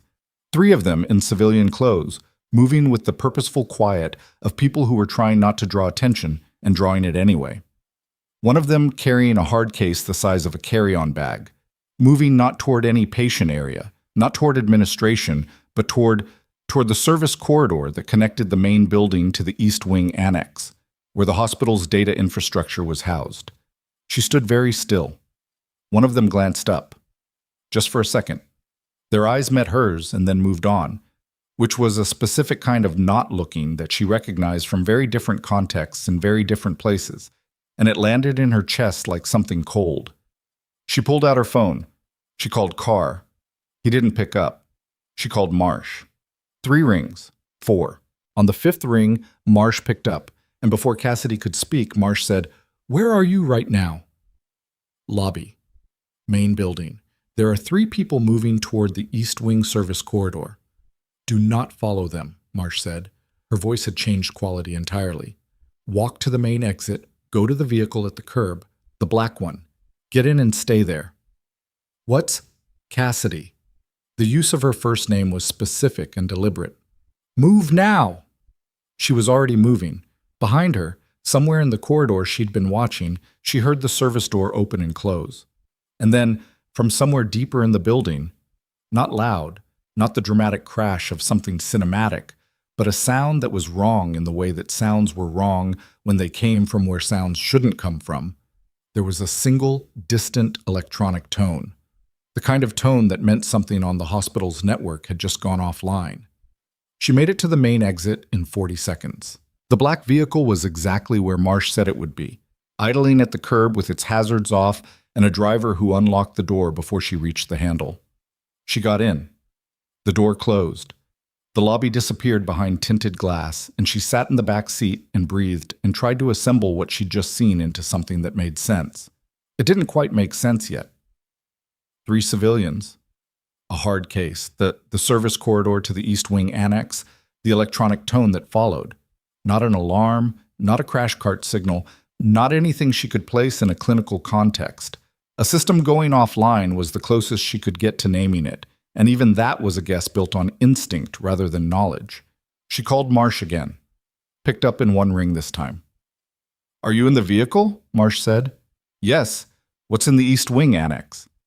A pause that was not the pause of someone who didn't know the answer. Hospital data infrastructure, network routing, the server cluster that manages electronic patient records, billing, and Marsh stopped. Monitoring integration. Cassidy went very still. "ICU monitoring integration," she said. "Yes." The word landed between them like something physical. "Voss is in the ICU," Cassidy said. "I know, we're already moving." Marsh's voice had the clipped precision of someone managing multiple things simultaneously. "Stay in the vehicle. I mean that. If someone takes the monitoring system offline while he's, Cassidy, I have people in that building. Stay put." The line didn't go dead, but Marsh stopped talking, and Cassidy sat in the back of the vehicle with the phone against her ear and listened to the ambient sound of someone doing something urgent at a distance. Movement. A voice that wasn't Marsh's saying something she couldn't parse. A door. Outside the tinted window, Millhaven was its ordinary afternoon self. A couple crossing at the light with a stroller. A delivery truck double-parked on the near corner. The sky still white and low and non-committal. Inside the vehicle, it was very quiet. The driver hadn't turned around once. 4 minutes passed, which felt substantially longer, and then Marsh came back. "We have them," she said. "All 3? "All 3. East Wing, second junction. They hadn't reached the server room." A breath. Controlled, but a breath. "They had equipment consistent with network intrusion. The hard case you observed contained signal jammers and what appears to be a hardware tap device." Cassidy pressed her fingers against her knee. "Who are they?" "We don't know yet. That's being determined." Marsh paused. "What I can tell you is that the timing relative to Hollis's termination is not something anyone is treating as coincidental." She thought about that. About Hollis walking out of the elevator with his box and his missing badge, and his controlled, even stride toward the exit, About the 3 civilians she'd seen moving through the lobby maybe 4 minutes after that. He made a call, Cassidy said. That's one hypothesis. Is it a good one? Another pause. It's the one we're currently working with. Oh, they brought her back inside at 2:20, which was enough time for the East Wing corridor to have been cleared and documented, and for Carr to have set up in one of the hospital's smaller conference rooms with a digital recorder and the specific organized energy of someone who had shifted into a different operational mode entirely. He looked at her when she walked in and said, without preamble, "Walk me through exactly what you saw in the lobby. Start with where you were standing." She did. She was precise about angles, timing, the quality of the eye contact that hadn't been eye contact. Carr recorded it and asked 3 follow-up questions and wrote 2 things down, and then he looked at her across the table. "You've done this before," he said. It wasn't quite a question. "Incident reports from a forward surgical unit look different from civilian ones," she said. "But the skill transfers." He nodded. "The 3 individuals are in federal custody pending identification. 2 of them had documentation that doesn't hold up to preliminary verification. Third one isn't talking." He folded his hands on the table. "We found communications on one of the devices. Encrypted, but not well. Our people are working through it." "Does it connect to Hollis?" "I can't tell you that yet." He met her eyes. "What I can tell you is that Hollis has been detained for questioning. He hasn't been arrested. But he's not going home tonight." The word detained sat in the air of the conference room differently than all the other words that had been in it. She hadn't expected that. Not because it was undeserved. She'd stopped having opinions about what Hollis deserved somewhere around hour 36, when the energy required to sustain outrage had simply run out and left something colder and more durable in its place. But because the speed of it caught her off guard. 3 days ago, she'd been in a parking lot in the snow with a plastic bag and a dread she'd managed by breaking it into task lists.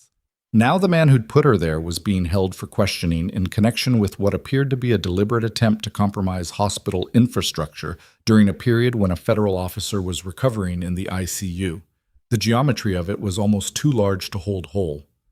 "Does Voss know?" she asked. "He's been briefed. Briefly." A pause. "He had some opinions." "I imagine he did." Carr almost smiled. It was the first time she'd seen anything close to it from him. His exact words aren't in the official record, but they were colorful. He stood up and began packing the recorder away. "You should know that what you spotted in that lobby, the 3 individuals, the direction they were moving, is potentially significant to the timeline of when the intrusion attempt began. You may be asked to provide a formal witness statement." "I'm willing." "I know." He clicked the recorder case shut. "General Marsh said you would be. She was right."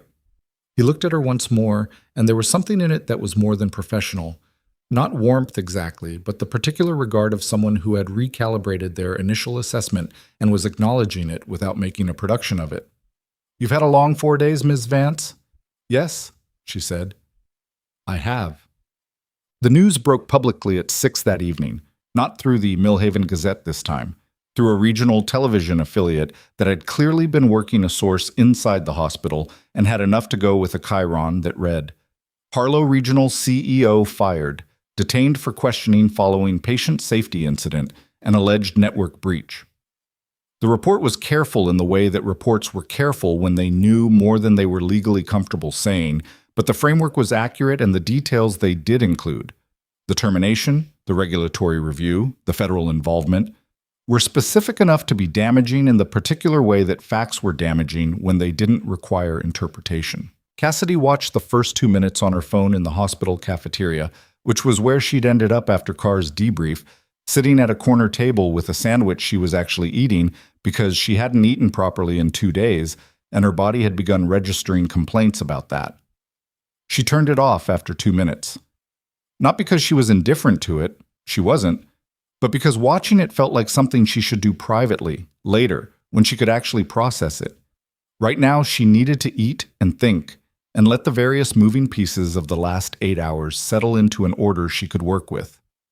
Priya texted her at 6:14. "Are you watching this?" "I saw the beginning," she texted back. "They're saying federal involvement. What did you do?" She almost laughed.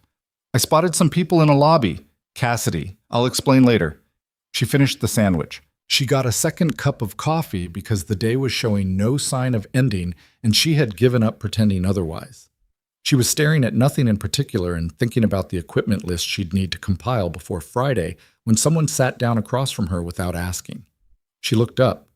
It was Dr. He, still in her white coat, which meant she'd come straight from somewhere clinical, and she had the look of someone who had spent the last 3 hours managing the downstream consequences of a crisis and was running on the specific fuel of professional duty rather than anything physiological.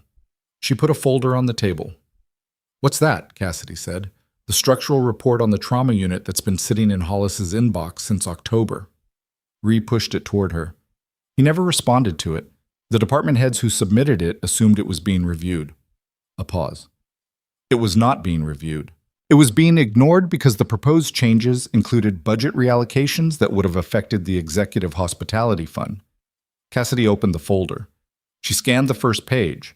The language was administrative, but the numbers told a clear story. Equipment deferrals totaling $240,000. Staffing gaps documented across 7 months. A formal request for 2 additional senior nurses in the trauma rotation that had been submitted and then submitted again 4 months later when no response came. "Who wrote this?" she said. "Mostly Marcus," Ree said, with input from 3 other senior floor nurses. It took them 6 weeks. She looked at the document for a moment, at the careful, detailed work of people who had done everything right, documented the problems, run the numbers, gone through proper channels, and had been met with administrative silence while the man responsible for the silence spent the hospitality fund on investor dinners. "I want a copy of this sent to Ellery today," Cassidy said, "and I want Marcus's name on the record as primary author." "Already done on both counts." Ree looked at her. "I should tell you, 3 more nursing staff have come forward since this afternoon. Different incidents, different dates. A doctor in cardiology is preparing a statement about a resource allocation decision last spring that he believes contributed to an adverse patient outcome." She paused. "It's becoming a larger picture than just the 9th. Cassidy had suspected as much. The specific thing Hollis had done in that trauma bay wasn't the work of a man who had never done something like it before.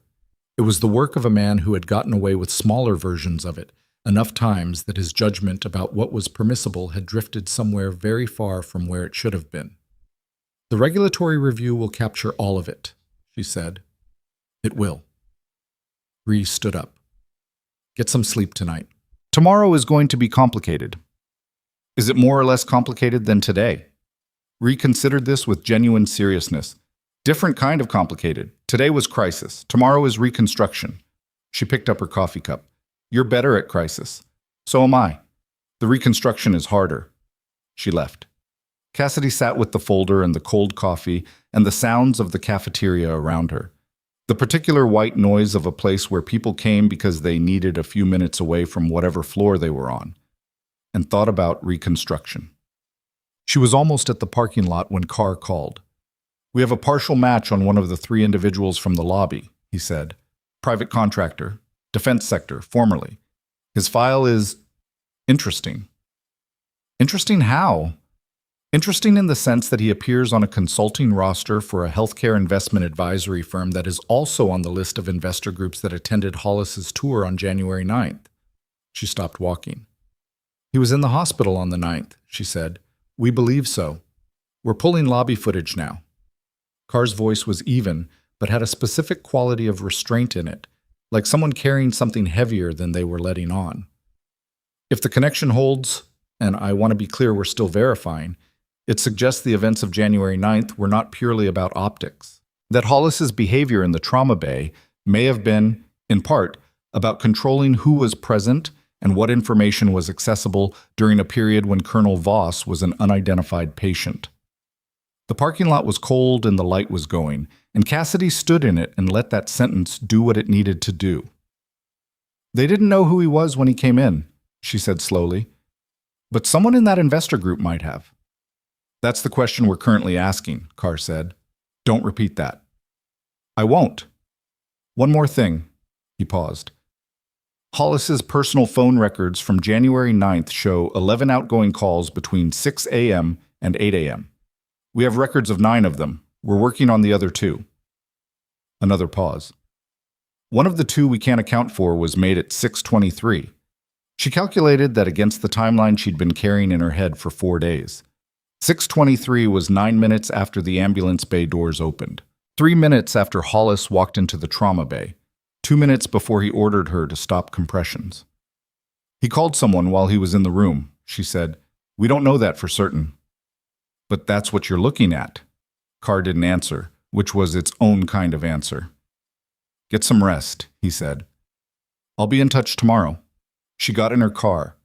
The engine started on the second try instead of the third, which felt like an improvement, and she drove out of the Harlow Regional parking lot and onto Caldwell Avenue and thought about a man making a phone call in a trauma bay while someone's heart was stopped, while her hands were doing the only thing available to keep him alive.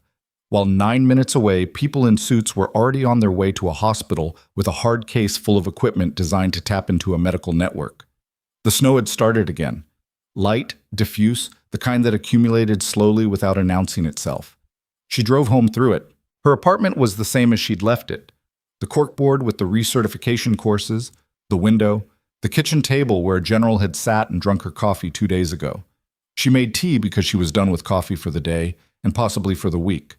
She sat at the table and opened her laptop. She started the equipment list. Not because it was the most urgent thing, not because the regulatory review or the federal investigation or whatever Carr was going to find in those unaccounted-for phone records could be addressed by a spreadsheet, but because it was the thing she could actually do at 9:30 at night in her kitchen, and because the list was real and the needs were real, and the work of reconstruction, which Ree had said was harder than crisis, and which Cassidy was beginning to understand was also more important, started with someone sitting down and doing it. She worked for 2 hours. At 11:47, her phone lit up with a message from an internal Harlow Regional address. She recognized as hospital board correspondence, Ellery's administrative account. It was brief. Ms. Vance, formal offer letter being prepared. Terms as discussed, plus equipment review scheduled Friday, 8 a.m. One additional item requires your attention. Please come to the executive suite at 7 a.m. tomorrow. There's something you need to see. She read it twice. Then she set the phone down and went to bed. She slept, which surprised her, and if she dreamed, she didn't remember it. Her alarm went off at 5:50, and she got up and made coffee, and was in her car by 6:40 with the equipment list printed and folded in her coat pocket, and a particular quality of forward momentum that was not quite certainty and not quite calm, but something that had elements of both. She arrived at Harlow Regional at 7:02. Ellery was waiting for her in the lobby, which was unusual. Ellery was not a woman who waited in lobbies. She was standing with 2 other people Cassidy didn't recognize, both in civilian clothes, both with the specific posture and credential lanyards of people from outside the hospital, and when she saw Cassidy, she crossed the lobby directly. Good, she said. You're here. What is it? Cassidy said. The unaccounted phone call from January 9th, Ellery said. They found the other end of it. She started moving toward the elevator without breaking stride, and Cassidy kept pace beside her. Who did he call? Cassidy said. Ellery pressed the elevator button. That's what's complicated, she said, because the number he called belongs to someone who is currently on our board. The elevator doors opened. Neither of them moved for a second. Which member? Cassidy said.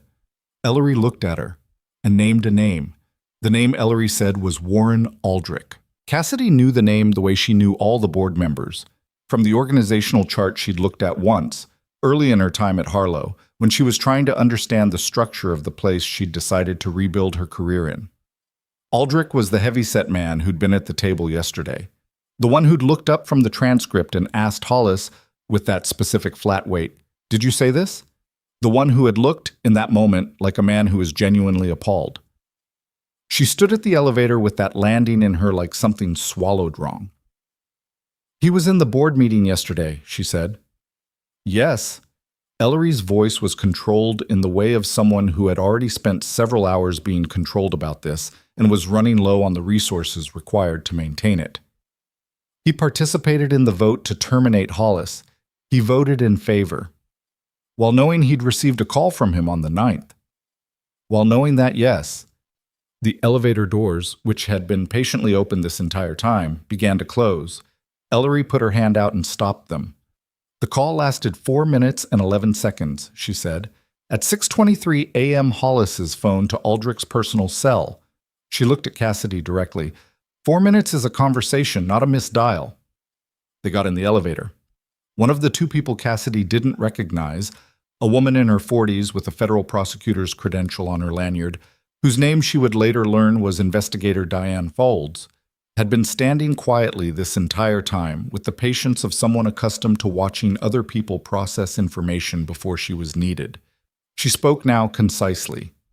"We need to walk through what you observed in the lobby yesterday before we do anything else," Folds said. "Your account combined with the phone records establishes a timeline we can work with." She looked at Cassidy. "Are you okay to do that now?" "Yes," Cassidy said. The elevator moved. Good. It took 50 minutes. Folds was thorough in a way that was not slow. She asked specific questions and listened to the full answer and only interrupted when she needed clarification, which was twice. The second investigator, a younger man named Torres who handled the recording, said almost nothing. Ellery sat at the far end of the conference room table and did not speak at all, which was itself a kind of communication. What emerged from the 50 minutes was a sequence that Cassidy could now see whole, where before she'd only seen pieces. Warren Aldrich had not been a passive recipient of Hollis's call on the morning of January 9th. According to the phone records and the communications pulled from one of the detained contractor's devices, Aldrich had been in contact with the investment group that sent the three men to the hospital, not as a board member performing oversight, but as an informal liaison between that group and Hollis's executive office. The investment group had a financial stake in a proposed data partnership with Harlow Regional, a deal that had been quietly structured over 8 months and that the full board had never formally reviewed. The deal required specific patient data architecture, the kind that lived in the East Wing Annex server cluster, the kind that a hardware tap would access silently and continuously. Colonel Voss, arriving as an unidentified patient with military-grade encrypted equipment, had created a problem for that arrangement. Voss, once identified, would bring scrutiny. Scrutiny brought oversight. Oversight was incompatible with a data partnership that hadn't been disclosed to the full board because Hollis and Aldrich had been operating on the assumption that it didn't need to be, because they were the ones who decided what needed to be disclosed. They weren't trying to hurt Voss, Folds said, with the particular flatness of someone being precise rather than reassuring. The intrusion attempt was about the data infrastructure. Voss being in the ICU was incidental to that. They needed the window of institutional disruption to move the equipment in. But stopping his resuscitation would have removed him as a future identification problem, Cassidy said. Folds looked at her. A pause that wasn't quite confirmation and wasn't quite denial. That's one interpretation of Hollis's behavior in the trauma bay, yes. We're not in a position to state motive with certainty. What we can state is that the call to Aldrich happened 3 minutes after Hollis entered the room and 2 minutes before he ordered you to stop compressions. Cassidy looked at the table. At the grain of the wood and the ring from a coffee cup that someone had left there, and the ordinary, unremarkable surface of a conference table in a hospital she'd worked in for 3 years, where a man had stood 6 feet away from her and said, "I'll accept that clinical outcome," while making a calculation she hadn't fully understood until right now. She had known it was wrong. She had known it with the specific, unambiguous clarity of someone who had been in enough situations where the difference between right and wrong was a physical fact rather than a philosophical position. But she hadn't known the depth of it, hadn't known that what she was pushing back against in that moment was not simply arrogance or vanity or the particular blindness of a man who had confused authority with judgment. She'd been pushing back against something more deliberate than that. "He knew," she said. "Not a question."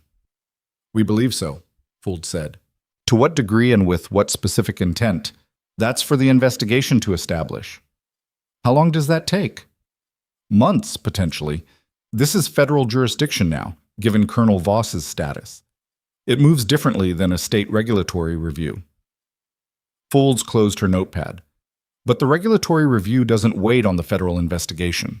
Those run in parallel.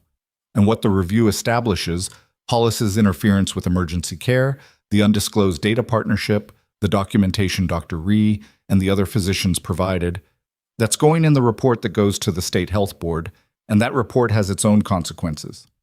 What kind of consequences? The kind that end careers and close institutions, Fools said, or in this case, restructure them so thoroughly that what comes out the other side is essentially a different hospital. She looked at Cassidy with the direct, unornamented attention of someone who had learned to deliver hard information cleanly. That restructuring needs leadership, people who understand what went wrong and why, and are committed to the work of making sure it doesn't happen in the same ways again. She paused. I'm told you've already started a list. Cassidy thought about the equipment spreadsheet she'd been building at her kitchen table the night before, the line items, the dollar amounts, the specific unglamorous work of identifying what was broken and figuring out how to fix it. Yes, she said.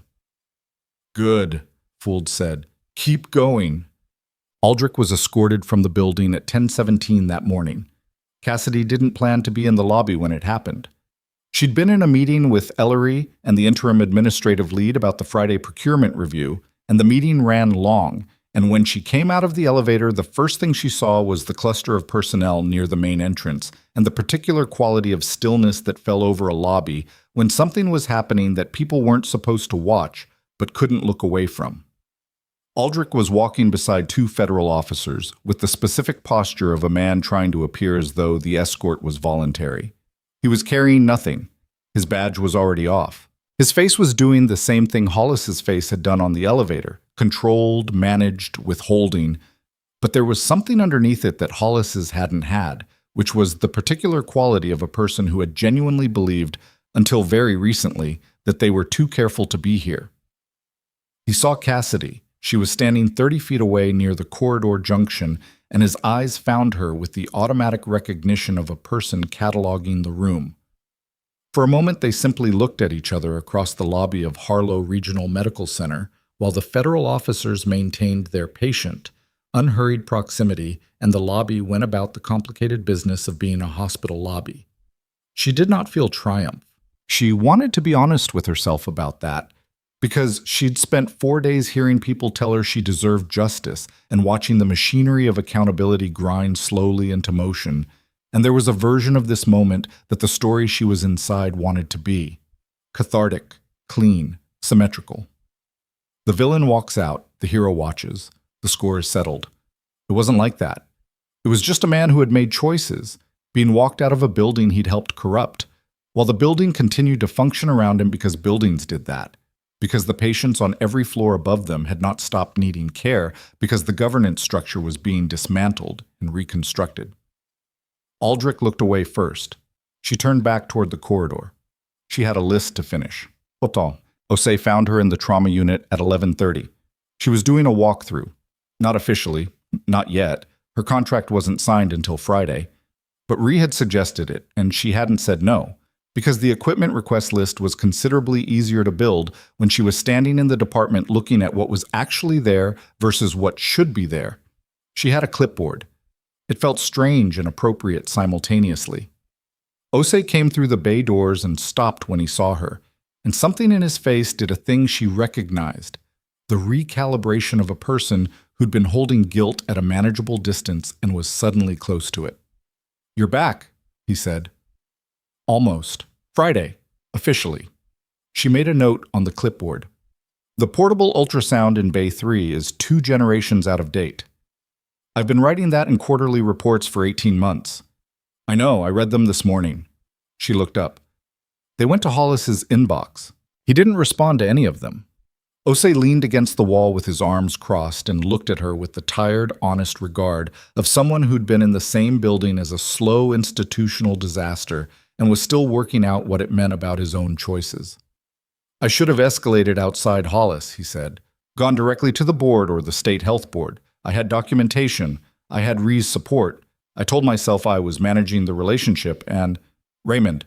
She set the clipboard down on the counter. "I'm not interested in relitigating what you didn't do. I'm interested in what you're going to do starting next week." He looked at her. "The trauma unit's going to change substantially over the next year," she said. "That means the clinical protocols change. The resource allocation changes. The way decisions get escalated changes." She held his gaze. I need a department head who's been here long enough to know what's broken and who's not so invested in how things were done before that they can't adapt to how they need to be done now. A pause. You're the person I want, but I need you to actually want it too, not just accept it because I'm asking. He was quiet for a moment. I want it, he said. Good. She picked up the clipboard. Then help me with this list. The cardiac monitoring in Bay 1, also out of date, he said, pushing off the wall and coming to stand beside her. And the crash cart in the corridor has a defibrillator that's been flagged twice for calibration and hasn't been serviced. She wrote it down. They worked through the department for 40 minutes, which was the most functional 40 minutes she'd had in a week, because it was concrete and necessary, and the language of it, the specific language of equipment and protocols and the gap between what existed and what was needed, was a language she'd spoken her entire adult life in one form or another, and speaking it here, in this specific department, felt like something settling back into place. She went to see Voss at 1 o'clock. He was sitting up this time, not attempting it, actually managing it, propped against the raised head of the bed, with his arms at his sides and the particular careful stillness of someone who had learned exactly where the pain began and was operating just below that threshold. He looked better. Not well. The bruising was deeper and more colorful at the 48-hour mark, which was normal and looked worse than it was, but alert in a way that changed the quality of the room. He looked at her clipboard. Equipment list, she said before he could ask. How bad is it? Manageable. Nothing that can't be fixed with budget and attention. She sat down in the chair beside the bed. Which is most problems, honestly. He made a sound of agreement. Then, after a moment, Marsh told me about Aldrich. She tells you a lot. She briefs me. There's a difference, technically. He shifted slightly and kept the wince small. Were you surprised? She thought about it. Not entirely. The pattern made more sense with him in it. She looked at the window. The sky had finally cleared, the first real blue she'd seen in 5 days, pale and cold and very wide over the Millhaven roofline. I keep thinking about the fact that he voted to fire Hollis while knowing about the call. Covering his position, Voss said. He figured if Hollis went down completely, the board investigation would stop there. Hollis would be the story. He almost calculated it right. Almost. He looked at her. It was the timing of the intrusion attempt that broke it. If they'd waited another week after the board investigation closed, after the regulatory review was underway, but before it got to the data infrastructure question, he paused. But they got nervous. People who've been operating from a position of unchecked authority for a long time get nervous fast when that authority starts moving. She thought about Hollis in the trauma bay, the speed with which he'd moved, the investor tour, the call to security, the public termination in the corridor mob, all of it so fast, so unqualified, the reflex of a man who had been uncontested for so long that his first response to a challenge was to eliminate it rather than adapt to it. What happens to them? She said. Both of them. Realistically. Voss considered the question with the directness of someone who'd spent his career adjacent to the specific overlap of federal law and institutional misconduct. Hollis faces state charges for the emergency care interference. That's the clearest case. It's on camera. It's documented. The federal piece depends on what the investigation establishes about his knowledge of and involvement in the data scheme. If he knew the full scope, he paused. The federal sentencing guidelines for conspiracy to access protected federal systems are not gentle. And Aldrich? Aldrich was more careful about paper trails, but the phone record is real and the contractor communications put his name adjacent to the planning. He looked at her steadily. He won't walk away from it. It's a question of how far it goes. Years, she said. Probably, he said. They sat with that for a moment, not dramatically, just letting it occupy the space it occupied. You're keeping the directorship, he said. It was not a question. Yes. Good. He looked at his hands. I want to say something and I need you to not deflect it. She braced herself slightly, which she suspected he noticed. What you did in that trauma bay, and I don't mean the clinical part, I mean the part where you looked at a person with institutional authority over your career and decided that authority did not extend to this. That's rarer than people think. He looked up. I've spent 20 years in environments where people make that calculation every day.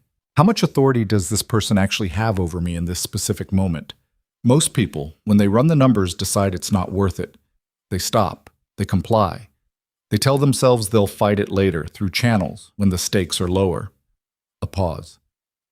You didn't stop. He was going to die, she said. I know. And the fact that you experience that as a simple equation rather than a complicated one, he will die if I stop, therefore I don't stop, is exactly what I'm talking about. He shook his head slightly. Some people lose that. The military trains it in, and then life trains it back out. The institution trains it in, and then the institution trains it back out. The pressure to defer, to manage up, to calculate consequences before acting. He stopped. You hadn't lost it. She looked at the clipboard in her lap, at the list of equipment deferrals and staffing gaps and things that should have been addressed 18 months ago and weren't. I've lost other things, she said. It's not like I'm a person without damage. Nobody worth anything is, he said. I'm not describing a hero. I'm describing someone who, in one specific moment, knew exactly what mattered and acted on it without waiting for permission. He paused. That's enough.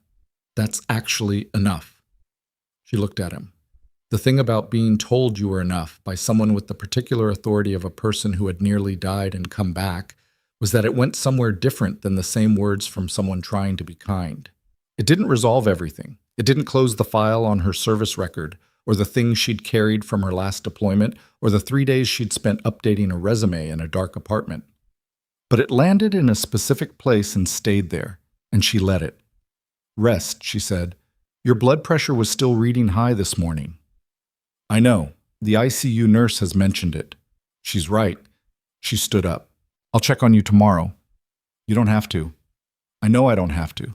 She picked up the clipboard. I'll see you tomorrow, Colonel. She was at the door when he said quietly, Cassidy. She turned. Whatever it costs you to rebuild that department, it'll be worth it. For the people who come through those doors after you. He held her gaze.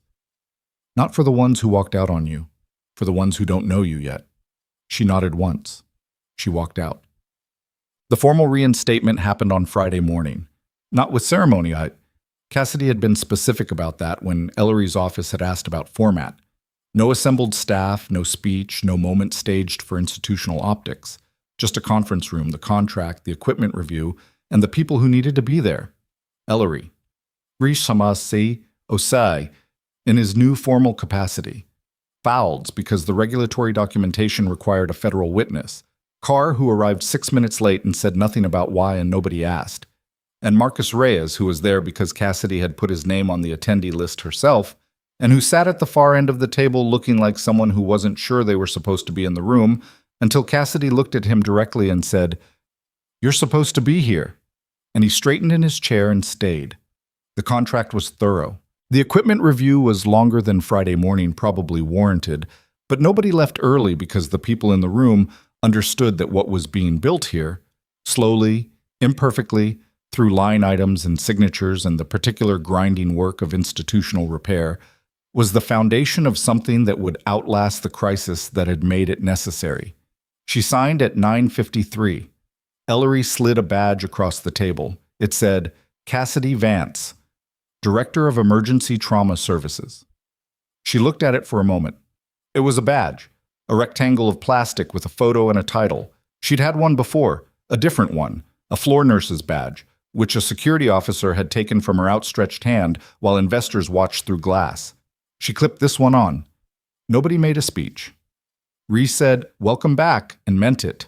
Osei passed her a folder of the equipment approvals that had already been provisionally signed, which was his way of saying something he wasn't going to put into words. Marcus said, The crash cart's already been scheduled for servicing, and looked like he'd been waiting to say it for 3 days, which he probably had. Fouls shook her hand and said, The regulatory report goes to the state board on the 23rd. You'll want to have someone from your department reviewed it before it's finalized, for accuracy. I will, Cassidy said. Send it to me directly. Foulds nodded and left. The meeting broke up gradually, the way meetings did when there was real work waiting on the other side of them. Carr was the last to go. He stopped at the door. The investigation is going to be in the news again, he said. Probably next week. Hollis's name will be prominent. Aldrich's name will be in it. He paused. Her name will likely come up. I know. You okay with that? She thought about it. Not the performance of thinking about it, but actually thinking about it. What it meant to have her name in a story about a federal investigation, to be publicly associated with an institutional failure, even as the person who'd refused to participate in it. Yes, she said. Because the story is accurate. He nodded. That was apparently enough. He left. She sat alone in the conference room for about 4 minutes, which was a luxury she was not going to get very often once the department workload hit in earnest, and she let herself feel the weight of the week she'd just come through. Not to wallow in it, just to acknowledge it. The parking lot in the snow. The 3 days at the kitchen table. The phone call from a number she didn't recognize that turned out to be a man who'd woken up in an ICU and wanted her to know he was alive.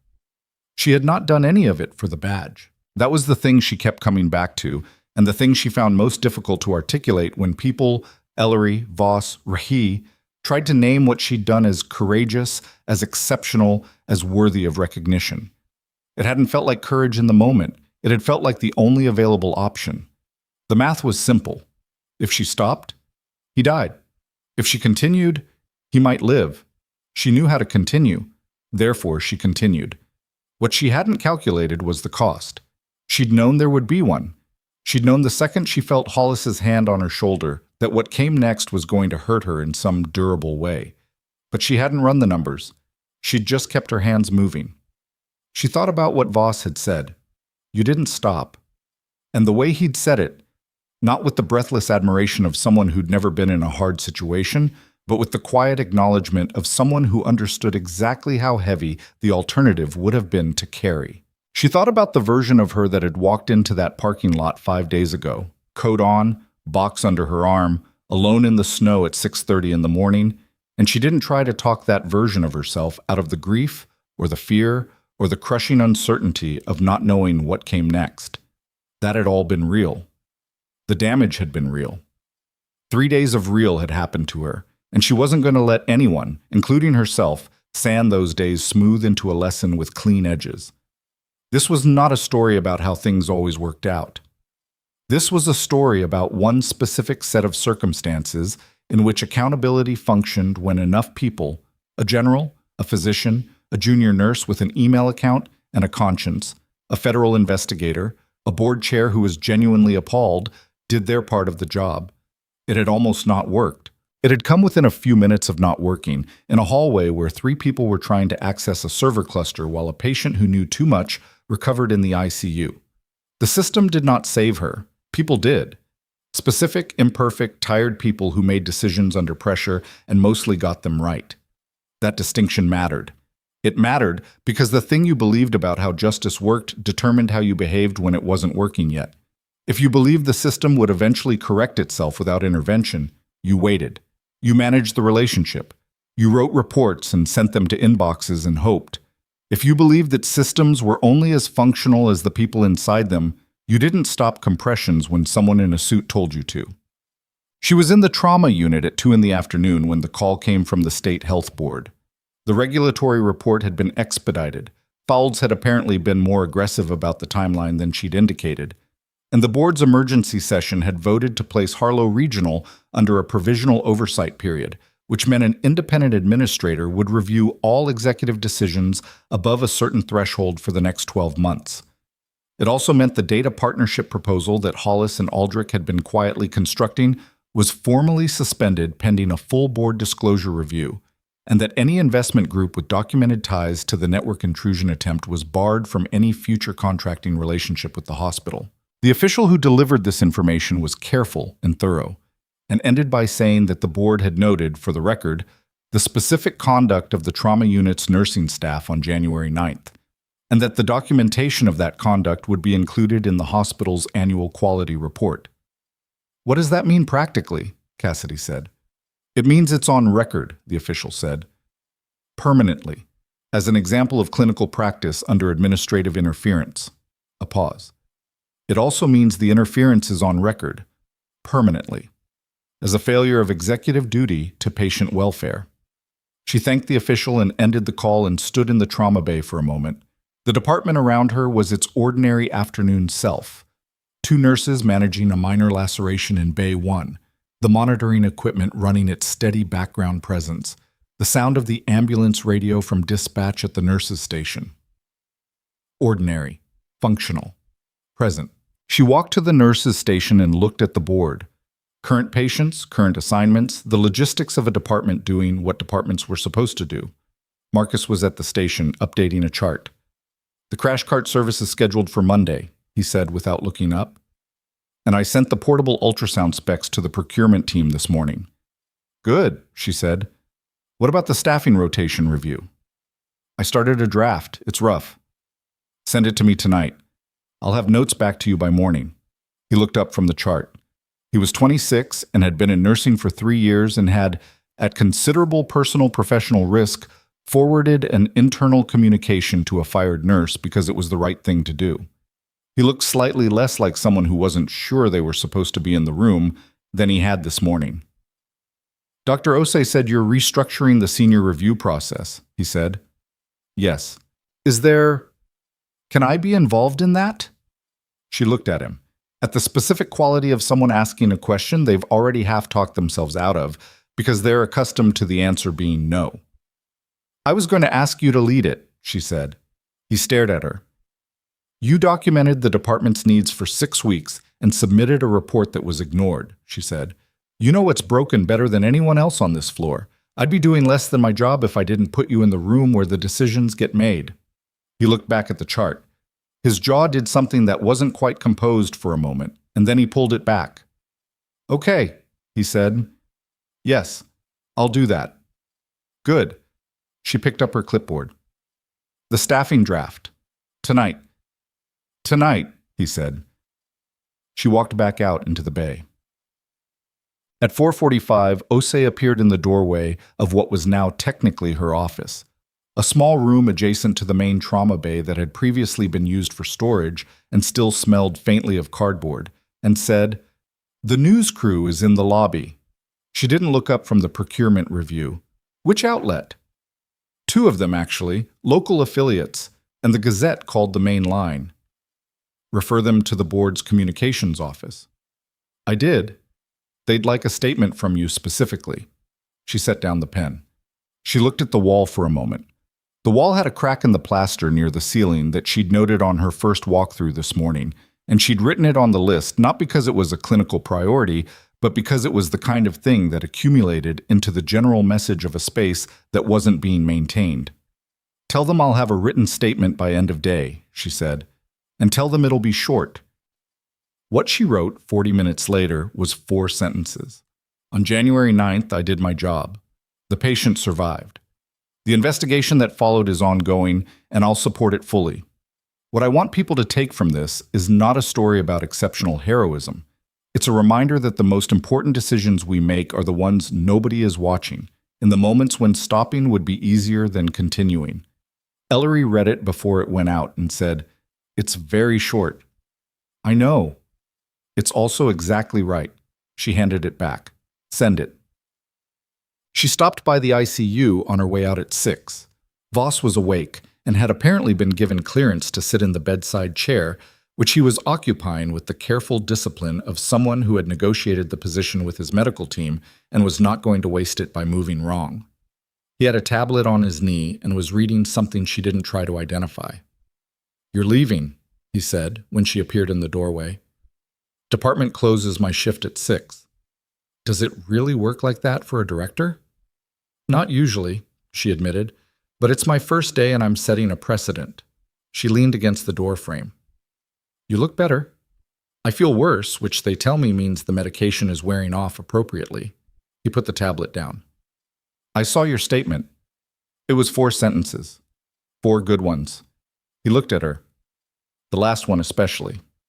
She thought about that sentence, about what it had cost her to write something that did not perform modesty and did not perform confidence but tried to say the actual thing, which was that the moment had not been exceptional.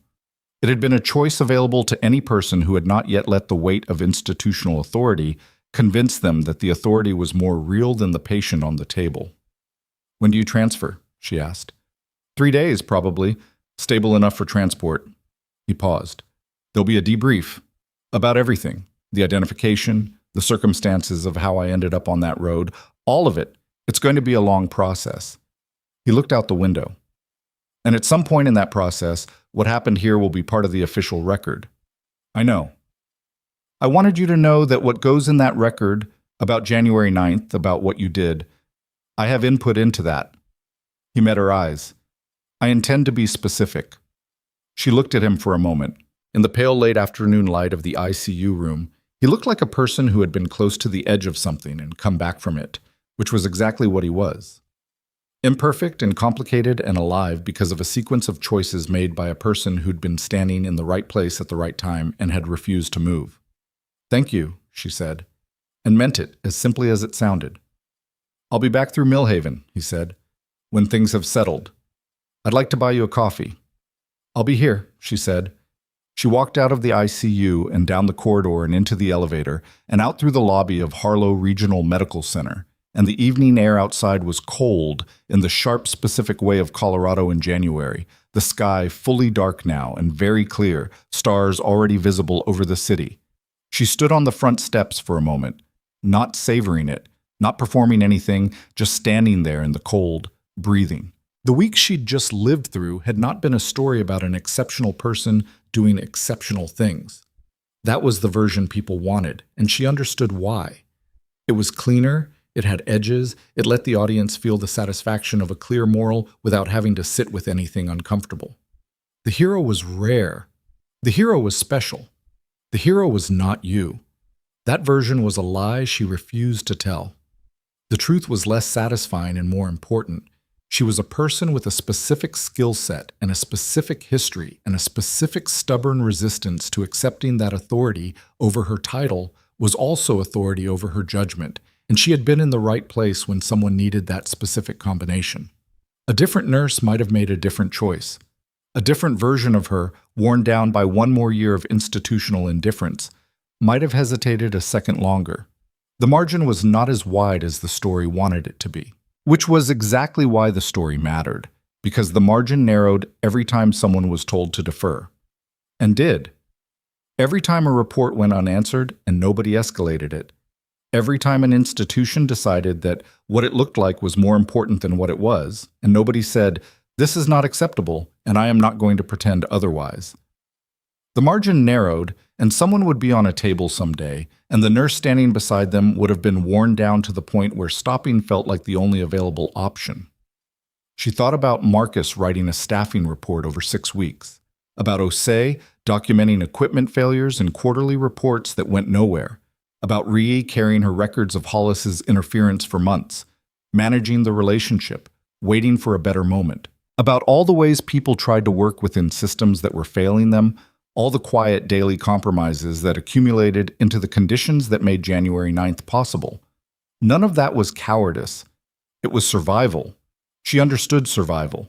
But somewhere in the accumulation, the line had to hold. She had held hers. She pulled her coat tighter and walked to her car. The city around her was its ordinary evening self.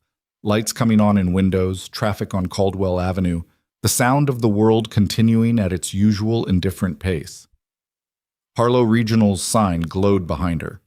Tomorrow she would be back inside it at 7 a.m. with the staffing draft from Marcus and the procurement notes from Osei and a meeting with the interim administrator about the oversight period structure and approximately 40 other things that would not be resolved in a single day or a single week or possibly a single year. Reconstruction was harder than crisis. Ree had been right about that. It was also the only thing that made the crisis mean anything. She got in the car, started the engine, second try, as always, pulled out of the parking lot onto Caldwell, and drove through the January night, and the heat came up slowly, and the radio played something she didn't recognize, and the city moved past the windows, and she thought, tomorrow, and the day after that, and the day after that. That was enough. That had always been enough.